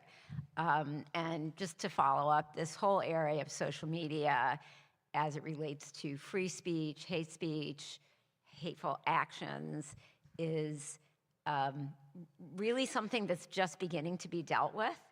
I mean, it's, we've got disinformation, all that business, but if you put it in this context, as was said in the introduction, I served on the University Task Force on Antisemitism. We completed our work last May, so we've been dismissed. Hopefully we made some difference, but I was part of a subgroup on communication, and the four of us, which was me, another professor, and two alumni trustees, who felt very strongly and had a real uphill battle within that committee that was all committed to working on anti-Semitism to even put social media on the radar. And the megaphone is huge. You can write an op-ed if people read newspapers anymore. Many of us do, but not everybody does. But when you put something on social media and it goes viral, it amplifies, incredibly quickly. There have been some reactions and actions to things like doxing and things getting taken down. But as we all know, things continue to have a life. They're very rarely buried permanently, even if something is taken down. So it's an area that's really got new ground to be covered. And it's one thing when people use their name and they're identifiable, and that's bad enough. And that goes to how you can respond, what have you. But when people use pseudonyms and they have to be found out, I don't know how many people saw the story of the nurse, was it nurse? Oh, it was a doctor at Mount Sinai in New York who got fired but used a pseudonym. And it wasn't until that was all sorted out and the person was confronted before any action was taken. So it's a complicated area, it's emerging, but it's incredibly an important one to move on. I can talk way too long about this. My doctoral research is on student engagement and mobile technology, so this is actually my own area of interest. Disinformation is the person putting false information out there because they intend to. Misinformation is somebody else who reads it, has good intentions, and shares it because they believe it. So we do need to make sure we're differentiating between those two pieces, and it doesn't lessen the impact, but it has to do with how institutions follow up on intent, because that is how they're going to follow up on that. The only thing I would add to what's been said here is if you see something, so two things. First, the First Amendment only protects us from the persecution of the government. It does not protect us from consequences for our speech. So I firmly believe with the statement that's been made, we want to counter speech with more speech. But as when I was a dean of students on a campus, said to a student who said, "Isn't the whole point of protest to disrupt?" I said, "No, the whole point of protest is to get your point across. And if you think I'm going to create a policy that allows you to disrupt my campus the campus environment, you're kidding yourself. Like, I'm not going to give you permission to do that." So when we talk about social media, what's happening there, Is there consequences? Is there not? It's from the government. The second thing is you've reported it once. We never know if an institution has actually addressed it or not. The only way we see it externally is when somebody's fired or terminated or not there. So it's important that when something's been reported once, if we see something again, I know it can be exhausting if we can continue to report it, because that creates the written trail that the organization has been notified. So that becomes part that's important in that too.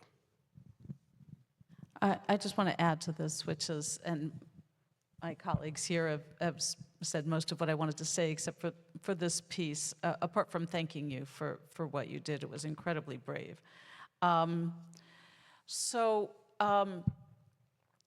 I've dealt with a case, and as too often, one of the big problems is the inconsistency with which these cases are dealt with, in which a Jewish medical professional was sanctioned by his institution for writing something that was upset about the campus culture and complaining about the demonstrations. And I've been amazed, and so in dealing in that case and a few other cases, I've been amazed by the degree to which hospitals feel that they can dictate what you can put in your private social media under the heading of professionalism. And I keep wondering, where's the First Amendment? Where's the First Amendment? It keeps getting trotted out in the wrong places. Where is it, right? And the answer is it's highly selectively used in these organizations. And I think that universities and hospitals and a lot of organizations are like deer in the headlights. They really don't know what they're doing. They don't know what they're doing with these legal categories. They have totally inconsistent policies. And I saw the posts about this case that you're talking about. I was absolutely shocked. And I thought there was no way that this person can continue to work at that organization. And from the exposure that I had to the very strict approach to professionalism, I assumed that, let alone the content, any photograph taken in an OR and posted on social media, isn't that just unprofessional and inappropriate, period? I don't understand that. How is that allowed? So I also want to say that from the student experiences that I've been exposed to, while this academic year is much quieter on campus, what my students are reporting to me is that a lot of the hostility has gone to social media, sort of off campus, but on social media. And they say to me it's still very bad. And the idea that you could have all of your classmates posting these heinous anti-Semitic things and then walk onto campus and have nothing visible but not confront a hostile environment because of that social media that you're aware of is absurd, right? Surely when you are face-to-face with all of the people whose social media accounts you've been facing and now you are facing them in a university setting, that is a hostile environment for you, right? So universities and other institutions are going to have to deal with the fact that what goes on in private social media spaces are affecting the atmosphere on campus or in the hospital, even if it's not directly happening in front of their eyes.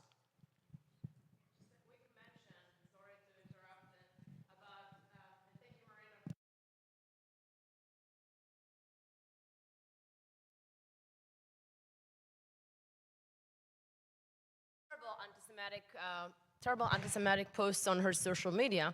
Nothing was done to her despite repeatedly getting reports and complaints. And the only thing that was done, she had to put under her status that this is her own personal, opinion. But sure enough, the day after the election in November, she posted, "I wish upon all the Trump supporters an ectopic pregnancy." And that day, she got laid off. So my question is, what is the difference? Why?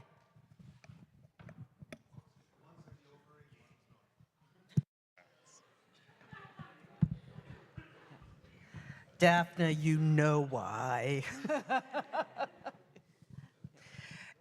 Yeah, what a difference an election makes. But it is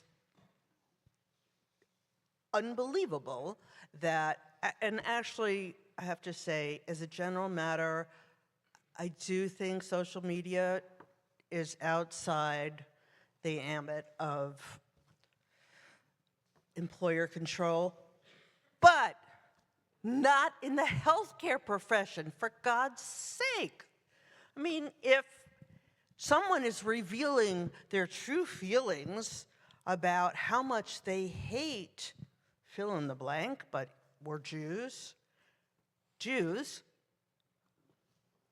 I, as a supervisor or someone in charge of the OR, wouldn't want that person in the operating room with a Jew. Now, if I'm going to make that calculation and I'm going to have to spend the extra time figuring out how I'm going to staff the ORs, this is not someone I want on my staff.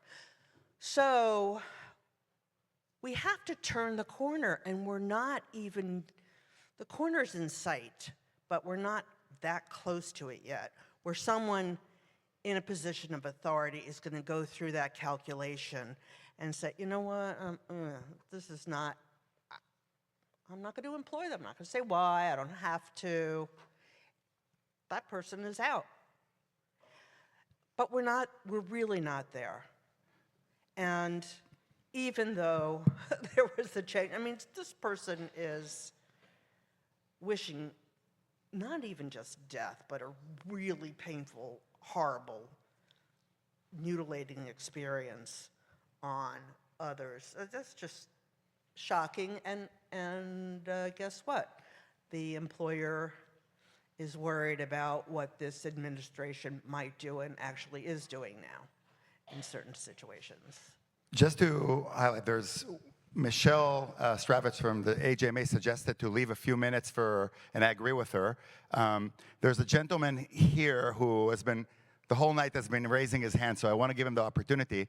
But then Dr. Garden, I don't know if he's still here, but Dr. Garden is here, who spoke earlier. His daughter is actually here from New York, from Mount Sinai. She has a story that she wants to share. So I'll just give an opportunity for one question, and then I'd like to hear Jamie speak. Yeah, actually, I have a comment. Maroom Klein, Courage Growth Partners, we're business psychologists, and we teach courage as a core competency. And I want to talk about the loneliness. I'm probably one of the oldest guys in the room. And I can remember when the Union League in Philadelphia was restricted, when most of the golf clubs in Philadelphia were restricted, when University of Pennsylvania was restricted. And we have, thanks to your initiative, you've created the AJMA, because we now have a haven to come together. Brandeis University was created out of a haven to come together. So I think maybe us old people have done an injustice to you as the young people, that we've made you feel not lonely as Jews in America. It's lonely. And hopefully, these organizations give you courage to deal with that loneliness and have the strength to see your way through it and find meaning in that and find strength in that and purpose in that. And I think that's really what we've learned out of this last year and a half. It's still lonely to be Jewish. And that's what's got to make us strong.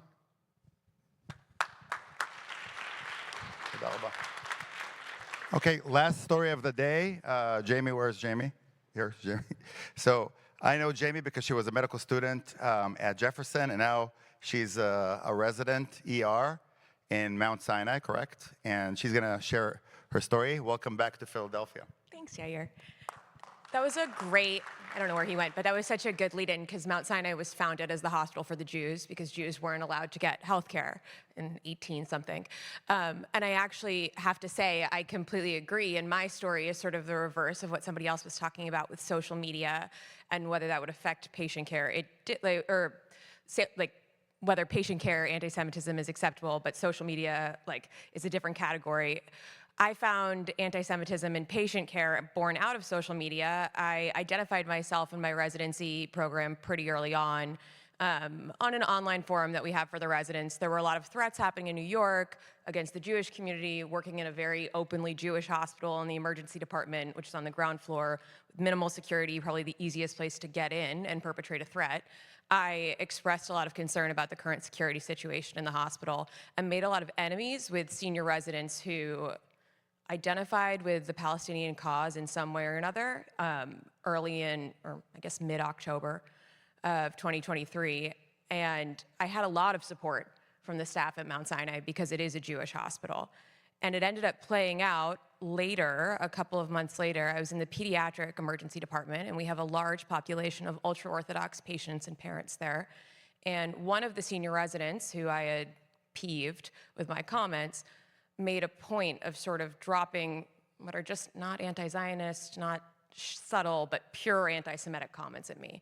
There would be two patients in rooms side by side that were both Jewish, and she would say things like, oh, I confused one dad with another, but what am I supposed to know? All Jews look the same, and would say things along those lines.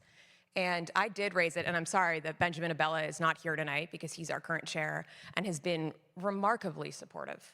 And the staff at Mount Sinai, somebody else alluded, there has definitely been issues because it's a Jewish hospital. It's not, everyone that works there is obviously not Jewish.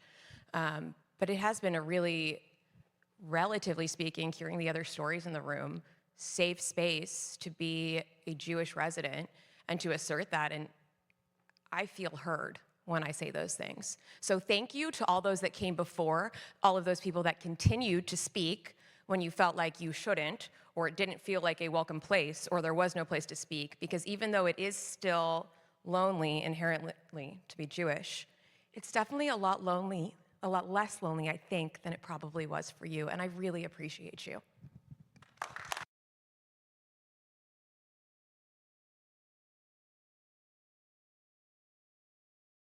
I think I want to see if there's any closing remarks from the panel, and I also wanted to acknowledge that we won't have time to hear the stories of Seth, but thank you very much for coming, and hopefully next time, but we're here for you, and Frida, of course, from last time, but I wanted to let Dr. Tzvi Grunwald, who was the chair of anesthesia at Jefferson, and he's also the founder, as I mentioned, of the Jefferson Israel Center, and the president, to say a few words.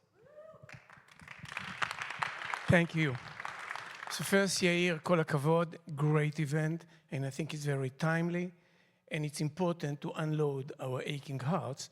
As Jews, we have a lot of aches in our hearts. And number two, I want to dilate the coronaries of Dr. Jamie's father. She's a wonderful student with leadership traits. Be proud.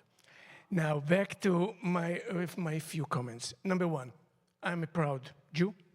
I'm a proud Israeli, and I'm a proud Jeffersonian. Comments. Dean, if you look at my LinkedIn page, I have a picture, and my lapel has the two flags, Israel and America. And nobody said anything. So number one day you will grow up, but just to give you an example. So this is comment number one. Comment number two is two events that happened at Jefferson. October 7, disaster. The Jewish community at Jefferson, the students, faculty said, we want to have a vigil on a major ground of the university to commemorate this event. Absolutely. And we had an event. I went to the hospital, the university president, absolutely 200% support. The whole organization, Jefferson Health, 32 hospitals, $15 billion organization, supporting the vigil. 100 people attended. Heartwarming. A couple of days later, the Palestinian came. We want to run a vigil. Absolutely. 9 a.m. at night, before the Palestinian vigil, I get an email from a couple of individuals. Here's a list of the speakers. Speaker number 1, a Jewish female rabbi. Look at her website. You think that it was done by the Nazis. Hatred spewing out against Israel and on and on. The second one, similar, the Palestinian who was leading the demonstration of Palestinians here in Philadelphia. I text a short message to the Jefferson Heights leadership. We're supporting the Palestinian vigil. I need to see the 2 first speakers gone by the morning. Before I woke up, they were gone. So this is also another face of Jefferson. The third strange story, I became a vice chair of the Department of Anesthesiology, befriended the chair, and he shared with me his story that his dad coming back as a GI, World War II, and his dream to be a teacher in Philadelphia. He graduated from the teaching school, couldn't get a job. And I said, Joe, why? Oh, he's Catholic. I said, what? Catholic? What's the difference for us? For them, it was. So discrimination is rampant part of the human nature. Interesting story. He was not Jewish, couldn't find a job. So the comment about the loneliness of the student and the loneliness of us as adults, there is one recipe: unite, share. And then we come to common wisdom. And we were living here, I live both Israel and here, and became the chair of anesthesiology in a system that allowed 70% of the chairs of the university, Thomas Jefferson University, were Jewish. And my daughter had bat mitzvah, we're going to Israel. And then I said the line, and I said, now being in America, you should start thinking not as Israeli, but as Jewish. And it brought me back all the discussion here, how important to feel Jewish and united. This is our strength. Thank you. Toda rabba, Tzvika. Okay, I think we're going to have, I would like the panelists maybe, I mean, it was an amazing conversation and we can go on, and I'm sure you have so much more insights, but maybe we'll leave with a comment of, or an insight of each one of you. And thank you again, Rabbi Jeremy, and Professor Claire, and Lori, and Andrew, and Professor Glanz, and of course, Michelle. So thank you all of you for coming here. It was really an amazing experience that I will never forget.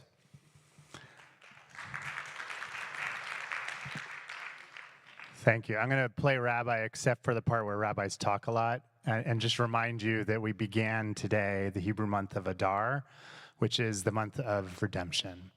And I know it's been a really long journey, and I know this is not our first Adar since October 7th, and yet, sorry, thank you. Nisan is the month. See, you're all rabbis. This is great.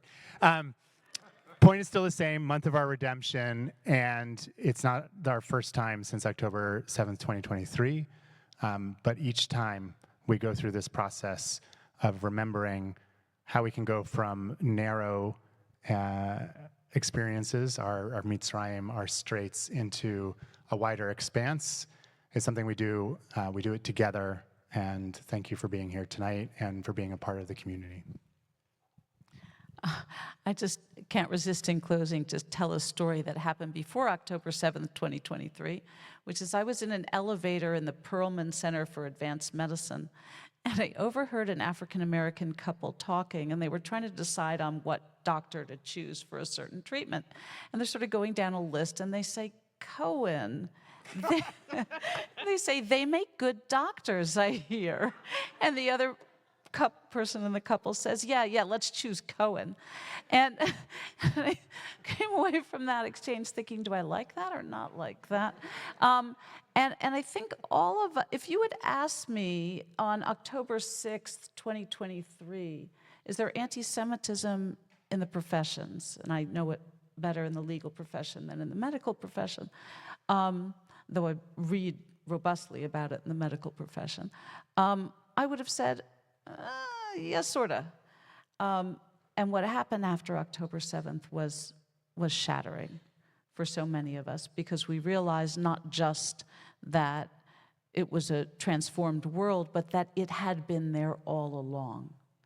And maybe it showed up like in that conversation in the elevator in benign, almost flattering form sometimes, but it was there all along, and now we're seeing the ugly, shocking, and earth-shattering face of it, and organizing around it.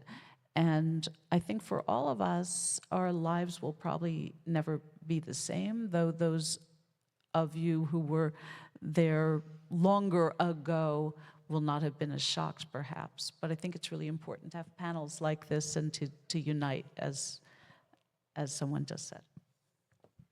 Thank you, Claire. I worked in anti-Semitism in education since 2019, 2020, and we were busy, but oh my God, since the middle of October 2023, I spent the next year without a single day off other than those 25 hours of Shabbat. That was it. I had bags under my eyes. It was unbelievable. And what I was hearing so much was from, particularly, for some reason, Jews in California were shocked beyond belief. Where are our allies? They had marched, they had done everything for everyone else. They couldn't believe that their friends disappeared. And so that's my world. I work in K-12 and college and graduate schools dealing with anti-Semitism in education from a legal perspective. But I haven't heard, other than in very anecdotal situations, about the medical field. And it's terrifying, and my heart goes out to all of you who are on these front lines. And I just want to say, I want to hug all of you. We're all Jews, you're all my family, but we have a lot of work to do, and we have to support each other, and we have to turn to each other for help. And that's it.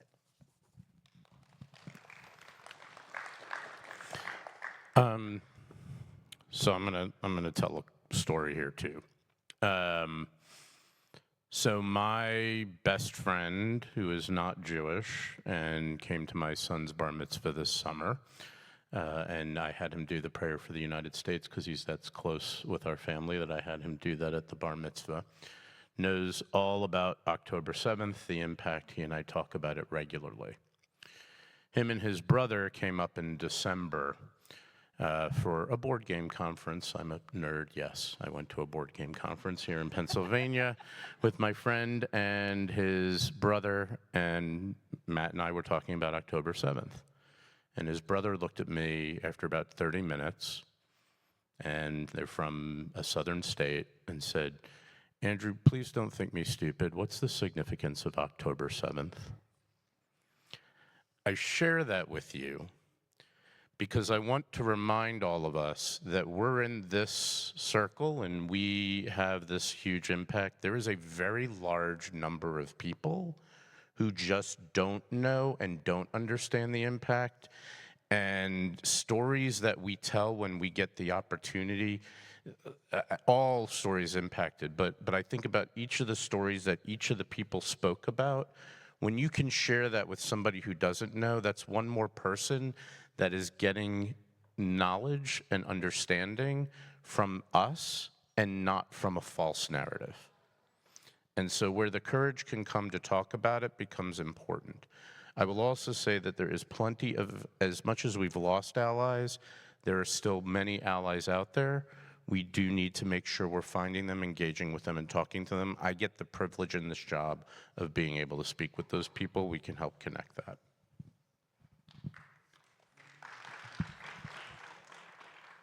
So Claire's story reminded me of a story from 3 decades ago in the 1990s when I was getting ready to move to the University of Hawaii, take a job. I knew no one out there. And I was on the plane looking at the Sunday paper classifieds, which is where you found a place to live in those days, for those of us that are of age. And I'm reading and I'm looking and I'm asking the gentleman next to me who was Asian American, he was Chinese, and he said, what's your ethnicity or your religion? I said, I'm Jewish. He said, oh, you're cheap just like us, the Chinese. And I said, oh my God, where am I moving? What am I getting into? And I talked to some of the people at the place where I was working, and they said, he's just kidding. People make a lot of jokes. I found myself living in a minority where whites were a minority, in a multicultural community. I lived there for another 11 years, and it's the second home to me now. And I saw how, not that it's all, roses and rainbows, although there's a lot of rainbows, that people do get along. And it brought me back also to the story from the gentleman from the Magen David Adom, of a side of Israel that many people also have no idea about. They say, a person who's Muslim cannot be an Israeli citizen.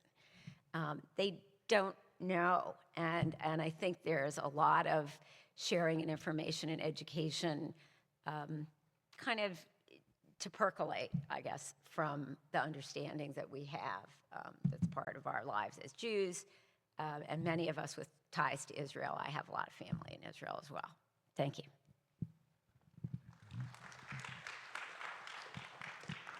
So I have a lot of thoughts that I want to share, and I also want you to have time to schmooze and network and eat. So I'm just going to wrap this up. As Rabbi Jeremy said, we're beginning the month of Nisan. Pesach's coming. So I have 3 things to say. They tried to kill us. Let's eat. Join the AJMA.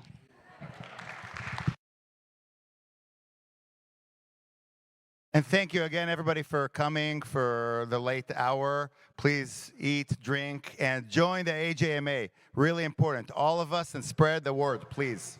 Thank you for coming. And if there is food left over, AJMA's tradition is to hand that over to medical students. So stick around.